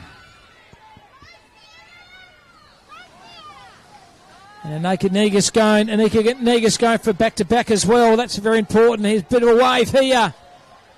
So Annika Negus, she's going to wear this right on the head. That's going to knock her back. It does. It knocks her off the ski. So we've talked about these opportunities for other athletes. Harriet Chin gets on. Can she get going? Can Daisy Hewitt get going? Annika Negus is in hurt. She needs to be looked after. So it looks like Sienna Howard, Harriet Chin, Daisy Hewitt as well. She got out clean on that northern side. So unfortunately for Annika Negus, just the timing of that shore break.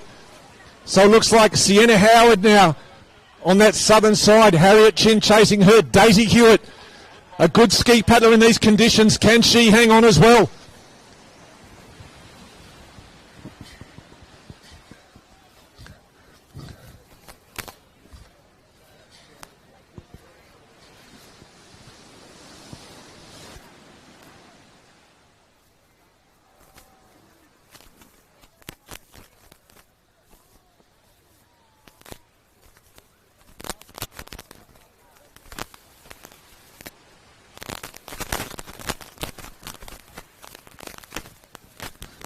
So as these paddlers make their way out, we talked about the impact of this shore break here at City of Perth, and Harriet Chin, after that unfortunate accident there with Annika Negus, we do hope she is okay. We'll bring you an update. But Harriet Chin is leading the open female iron race. She had a podium finish a couple of years ago. Sienna Howard there in second place, and Daisy Hewitt, after that great swim, has got herself up. And a great start from her. She is in third place.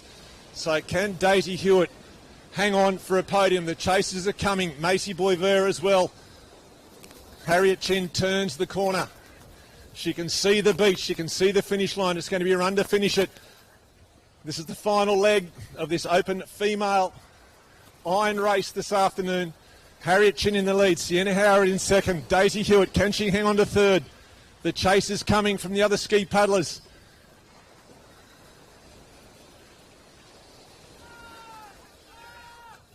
Harriet Chin hanging on. Sienna Howard wants a lift.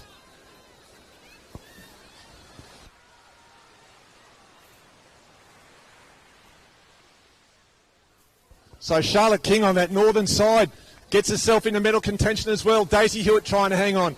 Harriet Chin in the lead. Sienna Howard in second. Charlotte King in third. Daisy Hewitt level with her. It's all going to come down to a final run up this beach. It is Kairatini in third. So Harriet Chin, Kairatini on a wave. Can she pick it up? Can Daisy Hewitt pick it up? No, she can't. There's going to be 3 hitting the beach at the same time. Harriet Chin, Sienna Howard. Oh, Kairatini, it's dropped off. Can they hold their ski straight? Daisy Hewitt still coming in. They need to get to their feet. Daisy Hewitt still in. Harriet Chin, she's up and running. Cara Tierney up and running. Sienna Howard as well, but it's going to be Harriet Chin from Sorrento. The most unlikely of gold medals. A great athlete. Harriet Chin takes out the gold. Cara Tierney on the foot race picks up the silver. Sienna Howard in third. Daisy Hewitt, an outstanding race from her. Just pipped on the line. But great racing. And a very happy, disbelieving Harriet Chin. She picked up a medal a couple of years ago and she's with Snooky. All right, Harriet Chin, after 2/3 the last 2 years, you finally got that, cracked that big gold medal. How are you feeling today? It feels so, I just don't even know how to describe it. It feels so amazing. I just got to thank the whole of Sorrento. I've been at Sorrento for 12 years, and I just love every single one of everyone here. Thank you, Michael. Thank you, Mum. Thank you, Dad. Thank you, everyone. Well done, Kyra. Big race from you, and the second in the open iron woman. How does that make you feel? Yeah, it was very unexpected, so I feel pretty good. Yeah. Anything else you'd like to say? No, but thanks. Sienna, big race by you up there at the front all the way, coming down that last little wave. How was that? Yeah, I should have kept paddling, but I didn't, and I stopped and went sideways. My ski hit me as well. Oh, well, fantastic racing by everyone. So, first, Harriet Chin, second, Kira Tierney, and third, Sienna Howard. Just seen that, Mick, how much that meant to Harriet, you know, being the runner-up, the bridesmaid for a couple of years, now finally gets the gold. All right, absolutely emotional for everyone. Crowding around the race. What a fantastic race it was. Any race at this state title is hard to win, but the open Ironman, open Iron woman races in particular, they're just hard to win because so much can go wrong at any stage. And we saw it there with Annika Negus, the favourite heading in, and we spoke about the impact this shore break would have, and we said you might get held up. So Annika, when she got on the ski, there was a wall coming towards her. Nothing that she could do, and unfortunately she did get injured. We hope she's okay, but that opens up the door then for other competitors. And Harriet, to her credit, she was near enough to the lead to take advantage of that. She got out clean, hung on, and look, a great result from her. As we mentioned, she's been there or thereabouts the last few years, and to actually take that out, you can take nothing away from her. That surf, she handled the conditions better than anyone else, and she had the energy left in the tank. She's had a big program, and she'll be very happy going home, the WA Open Iron Woman Champion for 2025. And like I said, Mick, could see it meant so much when she crossed the line, a big roll, smile on her face, but then she broke down with emotions, all that hours of training and trying to get that gold medal, which she hasn't been able to get, and finally get it. It's just a reward for hard effort, all that training. Well done. Yeah, fantastic. And a great result for Cara Tierney as well. Basically came from the clouds, you know. As you said, you're never out of it. And she wasn't in it when those leaders were heading around those cans, but she just backed herself. You get a few runs on the ocean. She got that nice little lift in at the end, and, you know, Cara Tierney picking up the silver and Sienna picking up third. So great racing by those three young ladies, and congratulations to Harriet and to the Sorrento Club. Now we turn to the men's, Mick. Yeah, and the question is, can Sorrento go man and woman? Can they take out the two blue ribbon events? Patrick Eli, one of the favourites heading into this. We know he's already won the board race. He's already won the ski race. Can he get the trifecta? It's quite rare in Ironman for an Ironman to win the ski race. Normally they can win the board and the swim, not the ski. But Pat's out of the box. He's picked up that ski race today. He's got the board, and as we mentioned, the board is the first leg. And you watch all these competitors try and get on Pat's wash. And the thing will be, will Pat, as we get underway, will Pat try and break them from the start, or will he be content to try and just set a pace? I think he's probably trying to go for it so he can get a bit of a lead. So when the good swimmers like the Hewitts do catch him on that swim, he's got a little bit left in the tank to try and stick with them and then blow him away on the ski. So he's out early, isn't he, already? This is going to be a great race. So, yeah, so we got Pat Eli away early. Ethan Jackson, we spoke about him as one of the Smokies. He's been racing on the East Coast for the entire summer. He's flown under the radar here. He hasn't raced too much in WA. He's certainly one to watch, and you can see him there along with his teammate Jules Fredonnet. They've gone out hard, and they're going to try and break the swimmers in the pack, because we know that there are good swimmers coming. So you've got Pat Eli going around first. You've got Jules Fredonnet in second place, just the 18-year-old, as we mentioned, picked up the bronze medal last year. Ely with the silver medal. Ethan Jackson there in third place. That's how they turn as they come around the can. So this is going to be a really, really good race, and the tactics away now. You can see Ely trying to put a lot of distance between himself and the competitors to give himself a buffer when he heads into the swim. The man you want to look for is probably Harry Hewitt. He's on that lie-down orange board, and his brother Harry back on that green board. They're both lying down at the moment. They're the ones that are going to try and put the distance or close that gap between Pat on that swim leg to give themselves a chance heading into the ski. So they've got to try and get a little bit further to the front of that field at the moment. A big lead by Pat Ely. Ethan Jackson sitting there in second, a very strong swimmer as well. And then Jules Fredonnet, he's going to have to rely on his craft legs. If he does have a weak leg, it will be his swim leg. So this is great racing early days. But Patrick Ely, as you would expect, hits the beach first as the Open State Board Champion. He is leading the Open Ironman Champion race at the moment. So Ethan Jackson. Now watch Jackson transition as well as Fredonnet.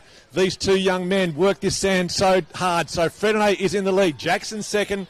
Ely from the Sorrento Club in third. They're your leaders at the moment. Fourth place from Northcott. Ewan Scrivens hopping into the water in fifth. Tom Linehan in sixth. Joe Quirk in seventh. And then Charlie Hewitt. Big swim expected from Charlie Hewitt at this moment in time. Ben Jones coming into the water in ninth. Mitch Tuckey. Bunbury, Matt Rowe in 11th place, followed by Ned Alden, Harry Hewitt, and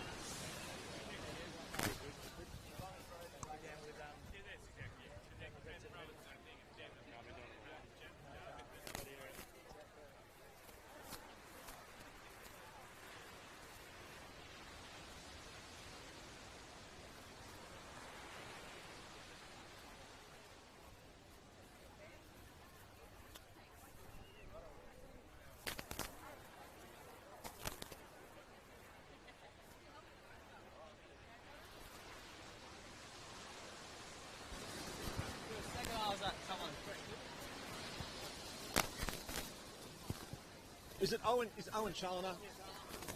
And who's the next Sereno guy? Joe Quirk. Ewan Scrivens.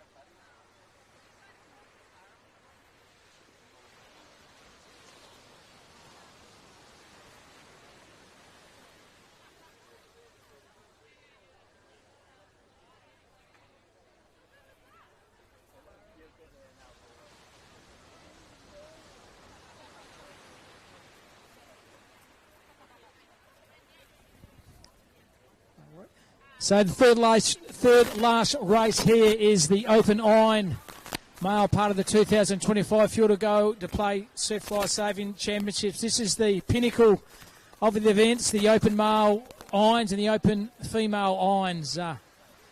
Swim leg now.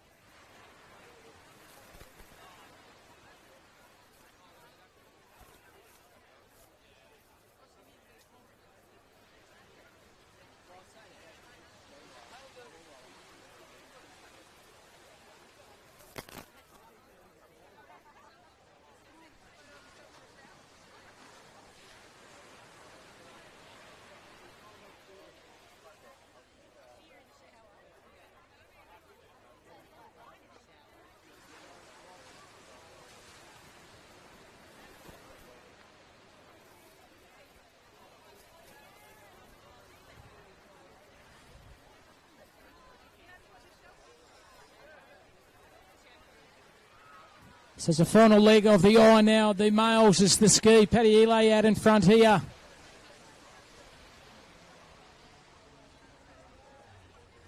Paddling strong, rhythm's good. Just extending the lead.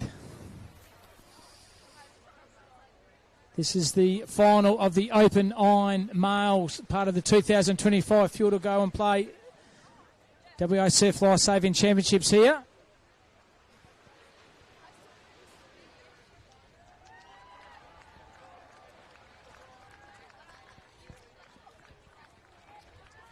And here is Paddy Ely. Looks over his shoulders. Sprint up the beach. A wry smile here.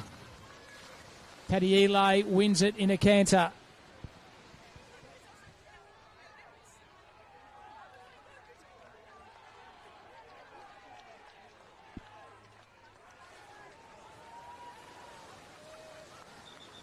All right. Very, very happy, Patrick Healy. Finally, the one event that you've always wanted. How does that feel, winning the Open Ironman? Yeah, it's pretty good. Obviously got really good contingent of city competitors that sort of not ruined it for me, but just been really good over the years, and I haven't quite got that first place, but happy to get it today. Well done, that's a fantastic effort. Anyone you'd like to thank for that one? Michael, yeah, backbone of everything we do at Sereno, so big thanks to him, and yeah, thanks. Well done, Patrick. Great race. Congratulations, Charlie. Big swim came through in that part. Thanks, yeah, I probably needed a touch longer, but go around the cans with some of my best mates, it's an honour, and I had a great time out there. That's good to hear. Ethan, come back from over east. Big race this year? Yeah, lots of racing this year, but this is always a special one, so I'm sure that's special for Pat, but great race to be a part of. Great race for the City of Perth team, second, third, fourth. Fantastic, Evan, fifth there, sorry, sorry. But no, great racing. Jules Frednay, how was that race? Yeah, a bit disappointing. Fourth, you just get nothing, but overall, good race, had fun. Just great to go around the cans with these guys. Okay, that's fantastic. Now back to the winner. We're just going to have another quick chat with the three of them together. Okay, just tell us, take us through the race. How was that? Started off well. Well, yeah. So board's probably my best leg. So like, it's nice to set it up like that. And look, every race is different. Like if it's first leg swim for Charlie, obviously he's going to come out in front and try and hold on. So that's sort of what we talked about. I tried to implement it, and luckily enough today, it sort of paid off. Well done. That's a fantastic effort. Yes, the order does sort of dictate the race, how it goes. But Pat being a fantastic board paddler, Charlie being the fantastic swimmer, and Ethan the good all-rounder, anyone could run. So that's really, really good.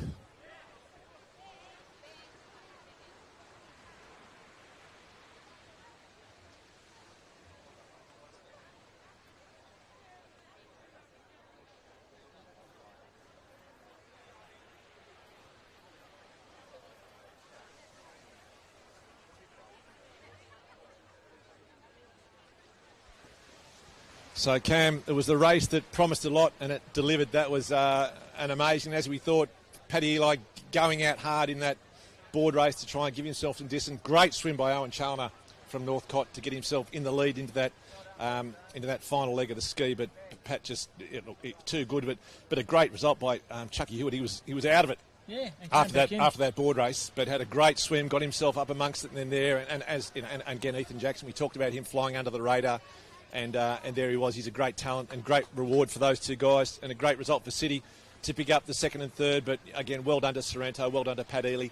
He not only is the Open ski champion, not only is he Open board champion, he's now the Open Ironman. So that's 2 years in a row we've had two guys winning 3 of the events, which is quite remarkable. Just shows how fit they are, isn't it? It's just one for the ages, and you can do all the hard work during the club meets, all that hard work in the gyms, and then mentally you've got to be strong enough above your shoulders as well with that thing called your head, Mick. So it just really amazes me how mentally strong they are. It's just incredible.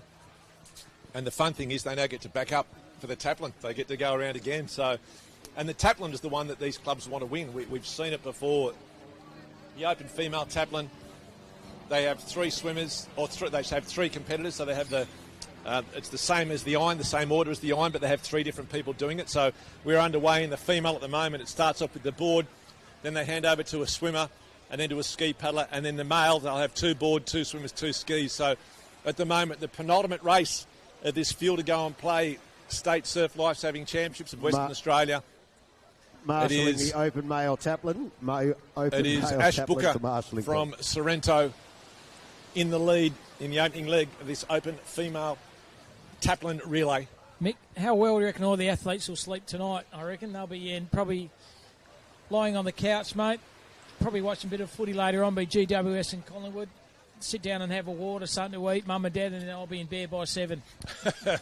The problem is they're all so fit and young, they'll just keep going all night. And especially if they've had a win and your club has a win. And that's what this taplin is so important. I mean, everyone likes to win the individual medals, but when you can celebrate with a team of 3 or a team of 6, it just makes the whole celebration that much sweeter. So that's what these are the last 2 events of the carnival. These are the two most important events of the carnival. Currently on screen, it is the open female taplin, and then the last race of the carnival will be the open male taplin. So at the moment, we have Trigg in the lead.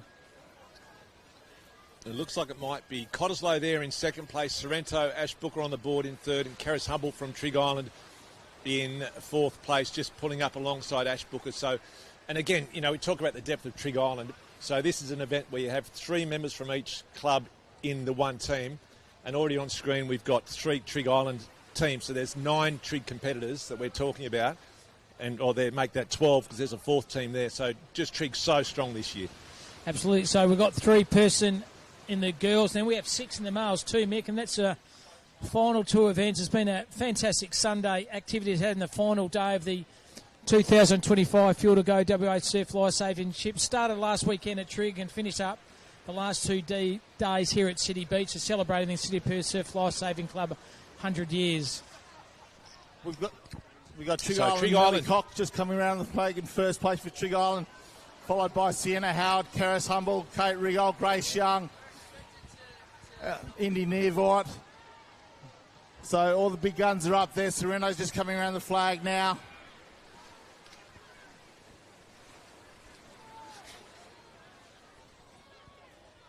So City of Perth heading into that in third place on their home beach again through Daisy Hewitt. We saw how strong her swim was in the open female iron. She got herself up into third place. But at the moment, Trigg 1 and 2, City of Perth in 3. Will be a board, swim and then ski. 3 individual team members combining for the one team event, the open female taplin. Trigg well in command here, Mick. Well in command here. Like I said, so many teams that have competing in this event, and this is the final event on the meet for the females, and very important to get those points for your club as well as a team, as well as an individual. So Trigg, very, very strong. Might be something in the water up there, the Trigg Island Surf Club there, Mick. And it wouldn't surprise me if that was Eleanor Flowers. She's had such a great carnival, and I think that may be her in the lead for Trigg Island. She know these cans. She's been around them so many times. She could do this course with her eyes closed. But it is Eleanor Flowers in the lead for Trigg Island. Trigg in second place as well. Daisy Hewitt there from the City of Perth in third. 1 leg to go after the swim. And again, it's all about just getting on and getting away clean. We saw in the open iron woman, Annika Negus, unfortunately getting stuck in that shore break, put herself out of contention. So where there's some bad luck for one, it's good luck for another. A final call for the open male taplin. The open male taplin. You need Trigg to be Island at in the marshalling lead. now. And in second place, the City of Perth to marshalling now, please. In third, the second leg of this 3-person open female taplin. I think you brought up a good point, Mick. It'll be an interesting stat to see how many cans both males and females athletes today have actually swum around. I reckon you probably 30 or 40, I would have thought. Yeah, they certainly get around. So Trigg Island, Eleanor Flowers just having a look to make sure she's on target. Daisy Hewitt starting to put some space between her and fourth place. 2 more Trigg caps. So out of the top 5 teams at the moment, 4 belong to Trigg Island. So that's 12 competitors they've got going around in this race. City of Perth, the rose between the Trigg thorns at the moment. See that sideways swell movement here. Still an offshore breeze here at City Beach. Still that 1 or 2 foot shore break you've got to navigate your way through. But just extending the lead at the moment. A Trigg so strong, aren't they? 1 and 2 here. City of Perth, sitting second, and Trig 3, 4, 5, and maybe Sorrento and looks like Cottesloe as well. But yeah, and that gap just starting to close on Eleanor Flowers, if that is in fact Eleanor. And you can understand it. She's would have burned off a lot of energy. She'd be pretty fatigued by this stage of the event. So she's still maintaining that lead, but that gap between first and second has closed. Daisy Hewitt also just narrowing that rubber band, just trying to get a little bit closer onto the feet to pick up a little bit of something as they start to come into this wave zone. And we've seen so many times throughout today just how much of an impact it can make. You want to be there and thereabouts. So Flowers stands up. Actually, Annika Negus has actually stood up first in the race. So she rides a nice little wave into the beach. In fact, it is Annika Negus, followed by Samantha Brigden of the Trig Island team. Daisy Hewitt coming around into the call in third, followed by Femke Negus. And then Sophie Lloyd. They're your top six at this moment in time. So it was Annika Negus and Sammy Brigden. How much of a start can these paddlers get? It is the final leg. Great to see Annika Negus back and swimming. So Paige Wood now, she tries to punch through. She gets away cleanly. Jazz Shipway-Carr, she's on and away.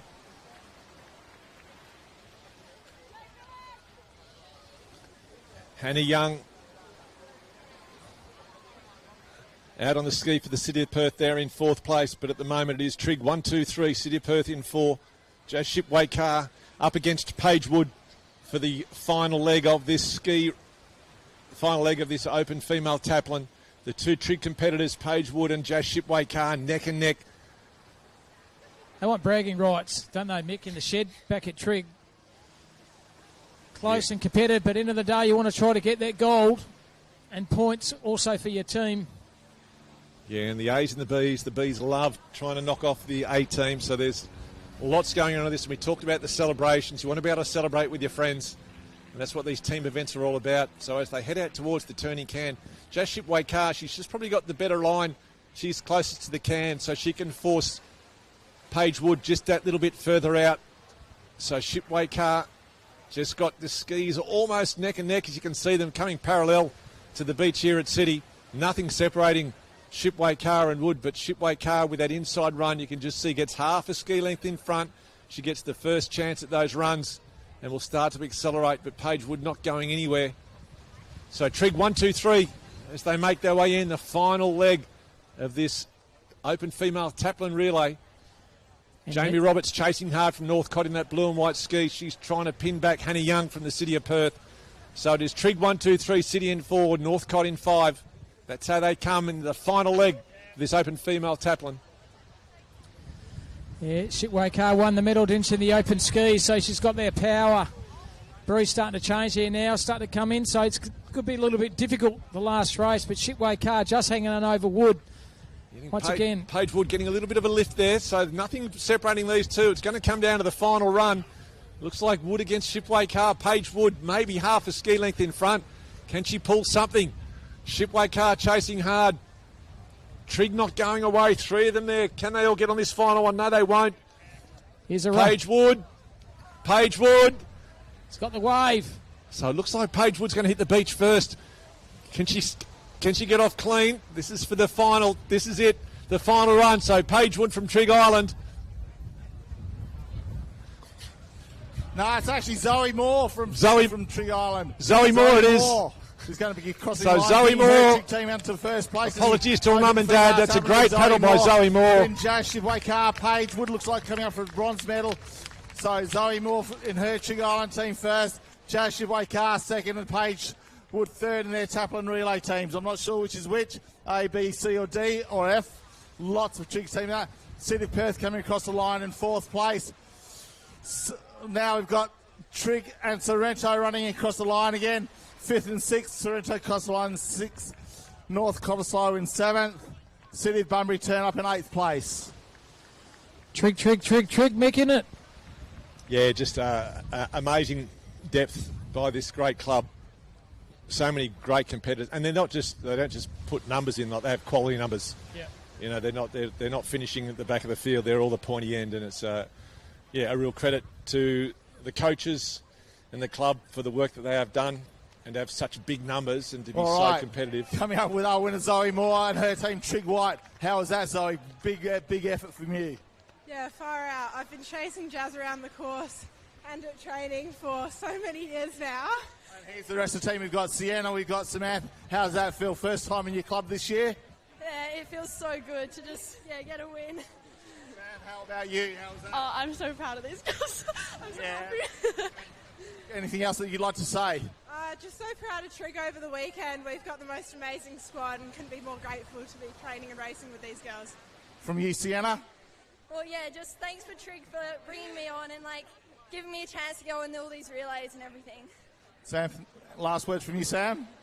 Yeah, I'm just so proud of everyone. They've honestly made this weekend so good, and I'm very, very grateful.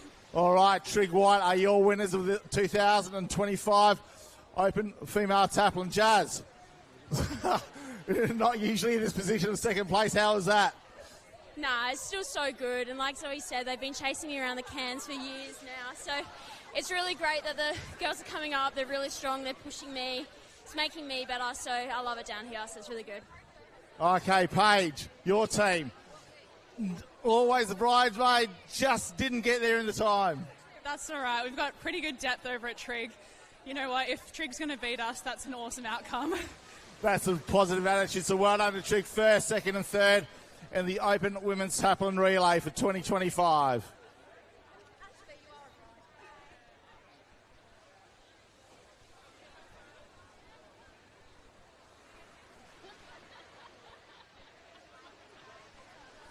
All right, just a announcement after our last event.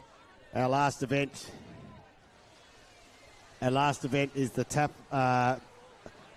male taplin. After about 5-10 minutes after that last event, we'll be able to do the most improved and overall point score.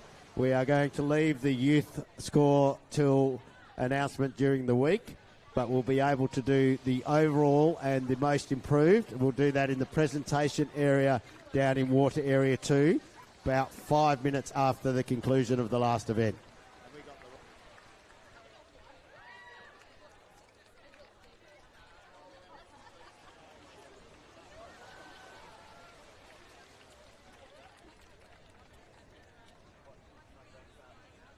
Could I have a representative of Mullaloo Surf Life Saving Club come to the Surf Life Saving WA van? The representative from Mullaloo Surf Life Saving Club to come to the Surf Life Saving WA van, please.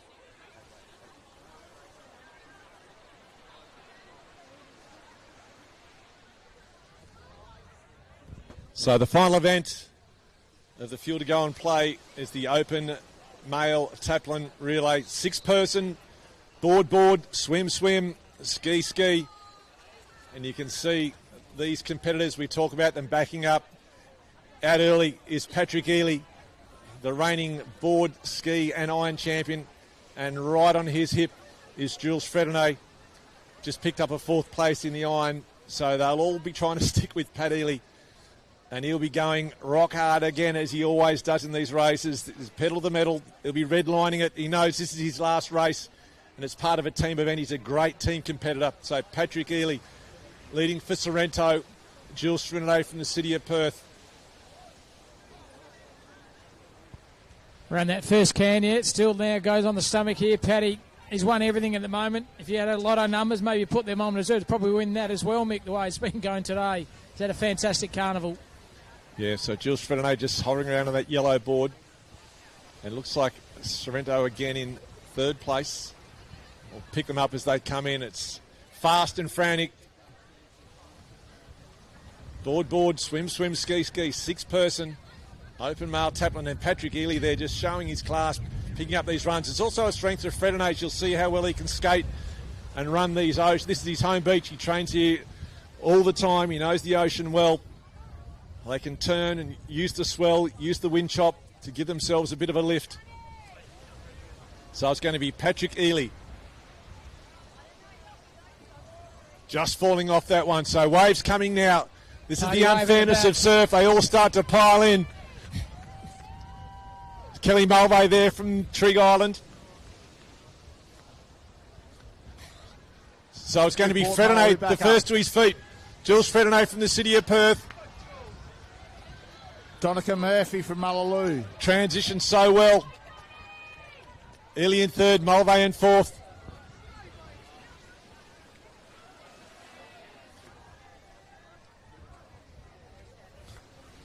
So the City of Perth, I think that might be Jackson Blom. So Jackson Blom from the City of Perth leading it at the moment. Early stages, the second leg of this 6-leg taplin.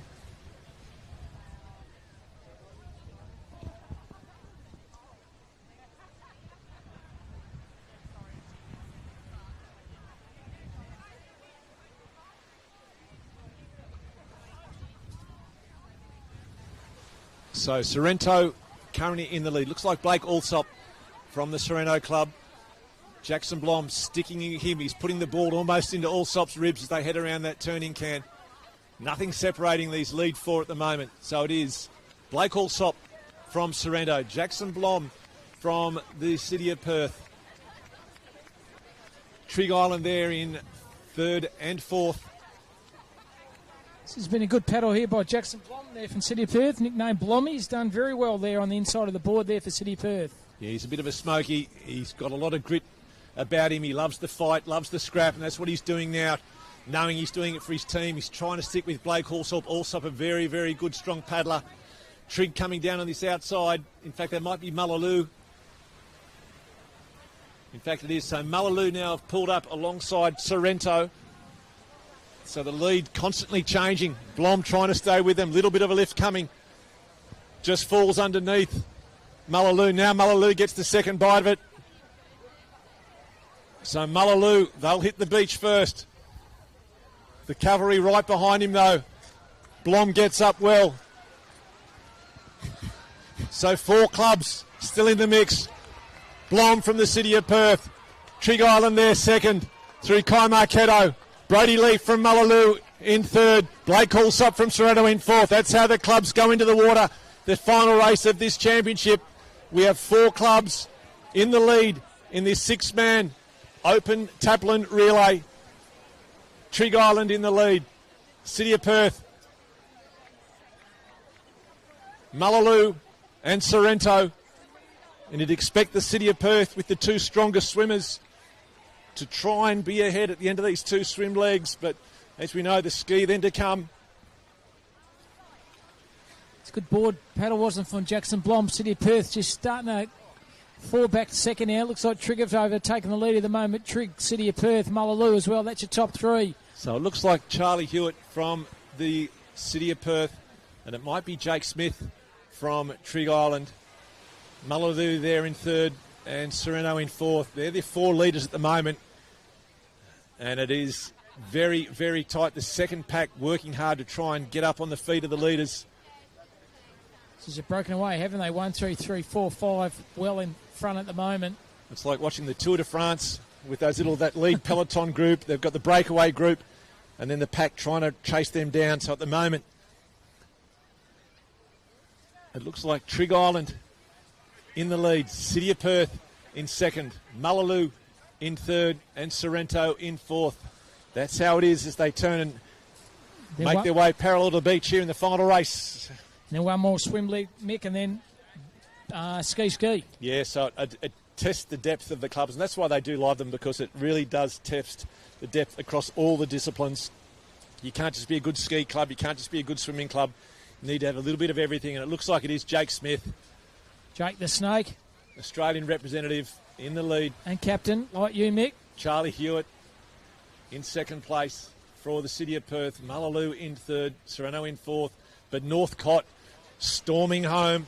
It might be Adam Sudlow. We'll try and pick that up. So Northcott swinging themselves right into contention in this final event of this wonderful carnival that we've had here at City of Perth. Yeah, good strong leg. Swim lesson by Jake the Snake Smith from Triggs. It's been strong. He's been working on his thighs throughout the season, doing a lot of kick. So Jake Smith from Trigg Island in the lead. Charlie Hewitt from the City of Perth in second place. Mullaloo in third, Sorrento in fourth, and North Cottesloe now swimming themselves right into contention. In fact, North Cottesloe almost into third place. In fact, it's probably just Sorrento just in front. Northcott, though, there. So 5 clubs vying for line honours in this open male taplin. It's a great mix of clubs from right across the coast as they make their way in towards that waiting section, and it will be Trigg Island first to the feet through Jake Smith, the little sprinter. So Smith in the lead. Charlie Hewitt from the City of Perth second. Sorrento hang on to third. Northcott through Adam Sudlow in fourth place. And Mullaloo back in fifth as they hit the water again. This time Harry Hewitt. So the 2 Hewitt brothers. Harry Hewitt won the open male surf race earlier today, so you can expect him to definitely stick with the leaders, if not steal some space as they make their way back. So it is Trigg Island, the City of Perth, Sorrento and Northcott. That's 1, 2, 3, 4. And Mullaloo in fifth. This is great racing. 5 different clubs filling the first 5 positions. Just seeing the vision on the screen here now. The breeze has certainly changed. The southwester now is coming here at City Beach, just changing the differences out there. Gone from easterly to a southwester, and that's churning a bit of swell up there at the moment, making it a bit more difficult for the swimmers to navigate their way through this southwesterly breeze, Mick. Yeah, and Harry Hewitt having an absolute storming swim, the reigning open male surf state champion. He loves the rough and tumble when he gets out in that water. You can see him neck and neck with his competitor from Trigg. Harry Hewitt now taking the lead. So Harry Hewitt, he's got himself a head in front as they make their way out towards that turning can. Great swim by Harry Hewitt. Just gets himself around that little green and white can. Plenty going on. No place for the faint-hearted as they turn those cans with a Taplin title on the line. So City of Perth in the lead. Trigg Island in second. Sorrento in third. North Cottesloe in fourth, as we see them there on the live screen images. So Harry Hewitt breathing towards his competitor so he can see exactly where he is. Keep an eye for the competitor and keep an eye for the next can as well, Mick. They've turned that away there. Now they head to shore here. Then we have the ski. So board, swim, ski. Yeah, so just 2 legs remaining in this 6-person taplin. And at the moment, it is the City of Perth through Harry Hewitt in the lead. Over Trigg, Sorrento there in third place. North Cottesloe, the other team on screen. City, Trigg, Sorrento, Northcott. That's how they line up at the end of the 4th leg of this open male taplin race, the last race of what has been a wonderful championships here at the City of Perth. Nothing separating these teams. And again, we've spoken about the importance of getting away cleanly on these skis. This shore break has created so many problems for so many competitors. Who gets a bit of luck? Who's got more skill? Who can get out? Who can get on? Who can get away? That's all going to be found out as Harry Hewitt leads this pack of 4 into the beach. But that could change as they hit this shore break. A little bit of a lift coming now. Harry Hewitt may get the better of it. He's in the lead. Can he pull over it? No, he can't. So they still continue looking for that sand, waiting to touch it with their hand before they stand up. Northcott may have gone a bit early. Harry Hewitt gets those big legs pumping. So Hewitt for the City of Perth in the lead. 2 legs to go. Hewitt leading for the City of Perth. The chase pack now coming. Sorrento and Trigg Island. Maxie Hunter that was having a sterling swim. Hewitt transitioning, passing on to Kent Jenkinson. Jenkinson with some clean water. Needs to get on and get going. Now the chase pack comes. Dan Humble for Trigg Island. And Steve Bird for North Cottesloe. Michael Booth, I think that might be for Sorrento. So it is Kent Jenkinson from the City of Perth. Trigg Island in second through Dan Humble. Sorrento in third. Stephen Bird for Northcott in fourth. What a race. Mullaloo now in fifth. They hit their ski as well. A bit of carnage now getting over this wave. They just got over Mullaloo, but there's a pack there. 1, 2, 3, 4. City of Perth in front. Trigg, Sorrento, Mick, anyone can win this one. Yeah, great racing, and how good to have 5 different clubs filling those first 5 positions. The City of Perth in the lead at the moment. You can see Dan Humble from Trigg Island on that distinctive orange ski. He is chasing Kent Jenkinson. Michael Booth from Sorrento there in 3rd place. Steve Bird, the Olympian from Northcott. He won the open ski title last year. So it is quality chasing quality out there at the moment. So Kent Jenkinson, he will turn first. You'll be able to see when they turn across this can the distance between. So Kent Jenkinson's got probably half a ski length, and it's closing very quickly. Booth and Humble chasing Jenkinson. He needs to turn and pick some of these runs up. We know that Humble and Booth in particular are so good at riding them, milking this ocean. Kent Jenkinson still hanging on to a lead, but Humble looming alongside him. Little rider now. Team manager from Sorrento. Kind of got the lead, and it comes down after this, Mick, the final ski. So this is very important now. So Dan Humble, he's so good at reading the ocean.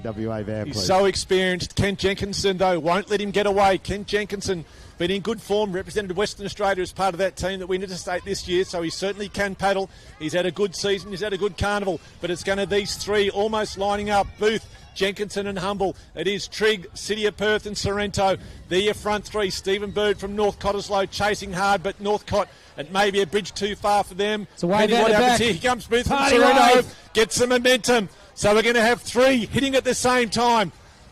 Great racing, 1 leg to go in this open male taplin.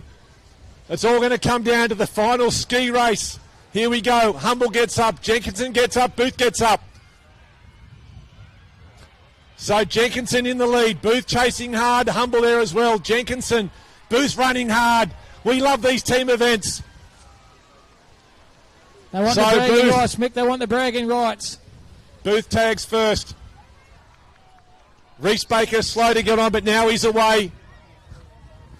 And Ethan Jackson, I think that is from the City of Perth. So they're your big 3. There's your 3. Northcott, 1 paddle to come as well. But at the moment, it is Sorrento, Trigg, and the City of Perth. That's 1, 2, 3 in the final leg of this open male taplin. Who's the strongest paddler out of those 3 in front, Mick? Oh, look, it's Reese Baker. I think that might be Lockie Armstrong from Sorrento. We'll try and pick that up, but nothing separating all 3 of them. You know, Ethan Jackson, we've seen how good he has been today.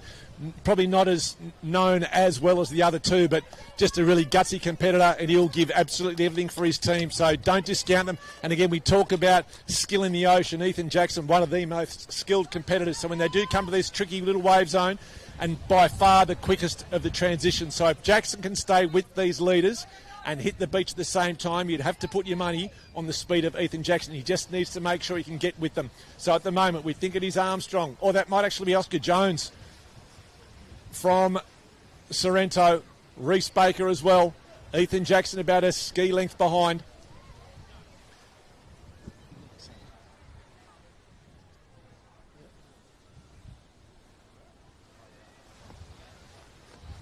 So Sorrento and Trigg, Reese Baker, they've dropped the City of Perth. It's going to come between these 2, Sorrento and Trigg Island.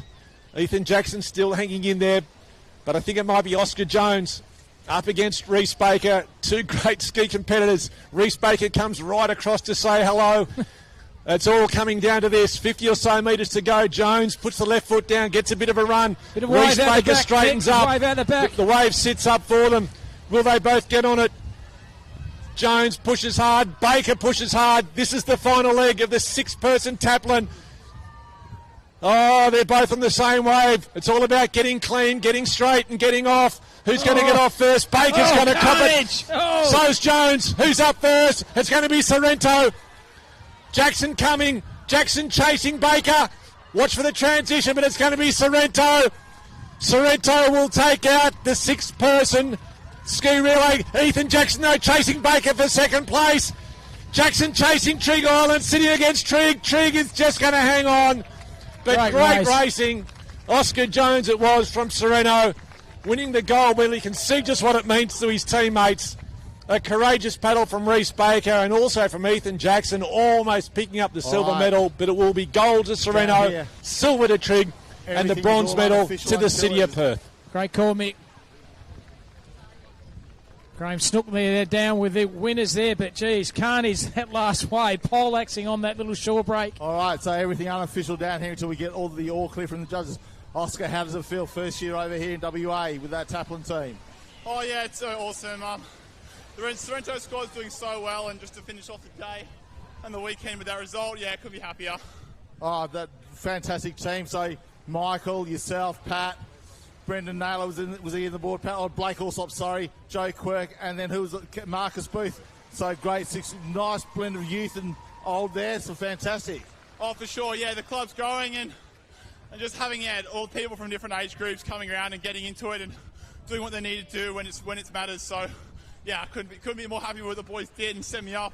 I had to be in the position to take the position, so yeah, good job to the boys. Yeah, you can hear the Serrano crowd screaming along. That's great. Reece, can I just have a quick word with you, please?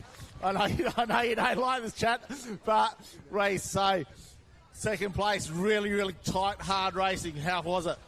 Yeah, it was pretty tough out there. Austin's not the guy you really want to be racing on the way in. He doesn't miss much, and he's got so much power out there. Nice little ride on his wash on the way out, so gee, I would need to be a little bit more strategic, but to be tagging that position, the boys early on, like the boards, swims, everyone put in today, and we're just too close. I couldn't quite get there in the end. Yeah, that's what happens. The younger guys are coming through. Fantastic to see Surf Life Saving WA in such a high.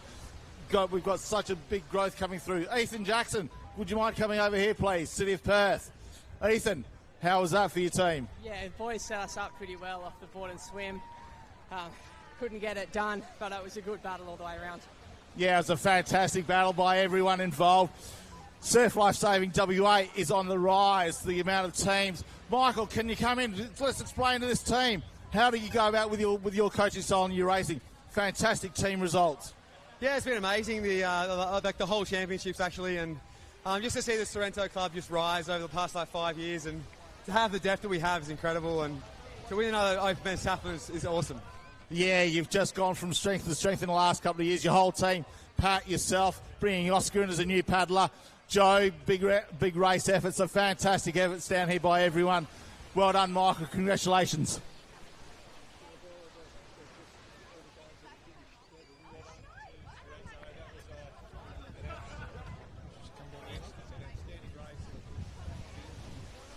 All right.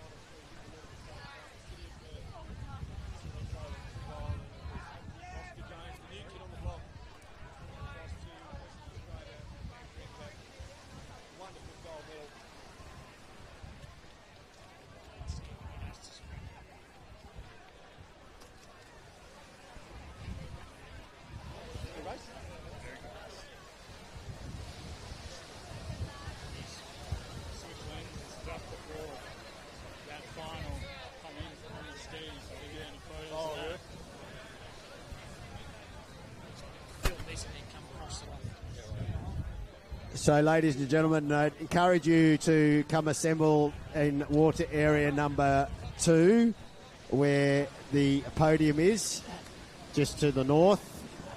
The SunSmart is fuel to go and play a podium. The fuel go and play a podium, where we will do the Masters point score, the overall point score, the most improved club, and the overall Surf Life Saving, the WA Surf Life Saving State Championships point score.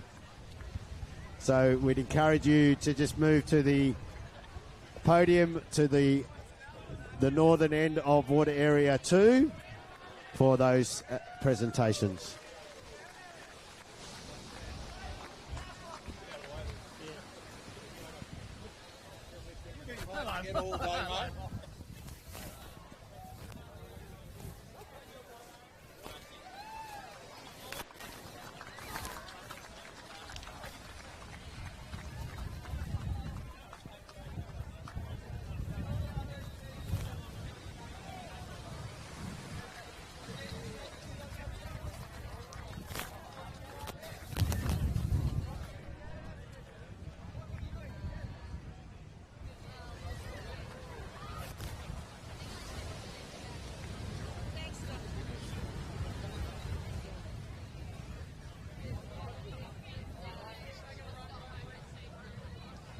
So that wraps up what has been an amazing 2025 Fuel to Go and Play State Surf Lifesaving Championships, Cam, with that amazing final taplin where we had 5 different clubs in the first 5 positions, and in the end, Sorrento, and we can see how much it meant to them to win that one.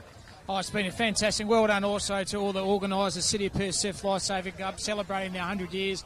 Mick, it's been a whirlwind of activities down here, both yesterday and today, and last week as well in Trig. Well done on you. Also, a little person over there right there, Graham Sook. It's been a fantastic weekend of activities. Mick, what's been your highlight? Oh, I'd have to say Patrick Ely. He's been so good for so long, but today to win the open male ski, the open male board, and then finally he's had 2 silver medals in the open iron to then win that as well, and then to pick up the gold medal for the taplin. So from an individual point of view, for a lovely young man to pick up those 3 medals plus the taplin, and I think they would have picked up some board relays and ski relays as well. I'd love to see his gold medal tally, but he'd need a heavy wheelbarrow to get it out of here, because I tell you what, he had an outstanding tournament. But just to see the spirit of the competitors as well. The shore break here, it's very tricky, but it created a lot of interest. You weren't out of it at any stage of that race, and I think we saw that at no point were the winners guaranteed to win. So all in all, great competition and a great spirit amongst the competitors. They all do it because they love it, and I think this is what the best of surf's all about. And following this, mate, they head over and represent WA and obviously the Aussies as well, heading over to Queensland at the end of this month as well. So. Yeah, so the Australian Surf Lifesaving Championships on at Kira this year. So a lot of these competitors, that's where they go and test themselves. They've beaten the best here in WA. They want to take on the best in Australia and see where they stand. It's obviously a big step up, but this has just been a really well-run carnival. So my hat's off to all the volunteers. You mentioned Snooky, all the officials, the water safety. These things don't happen without a lot of people giving up their time. And look, congratulations to everyone that was involved for a fantastic State Surf Lifesaving Championships. Absolutely. So now it's been Mick Collis, Cam Robbins. Thanks very much for your company. It's been a good live stream here. Hope you've seen you guys next year in 2026. Thanks, Cam. So thank you to Cam Robbins and to Mick Collis there. We'll invite again people to come down to the presentation area in water area 2, to in front of the presentation area of water area 2. A couple of minutes time we'll have the overall point scores for you. We can announce the most improved club. We won't be in a position to announce the youth points today.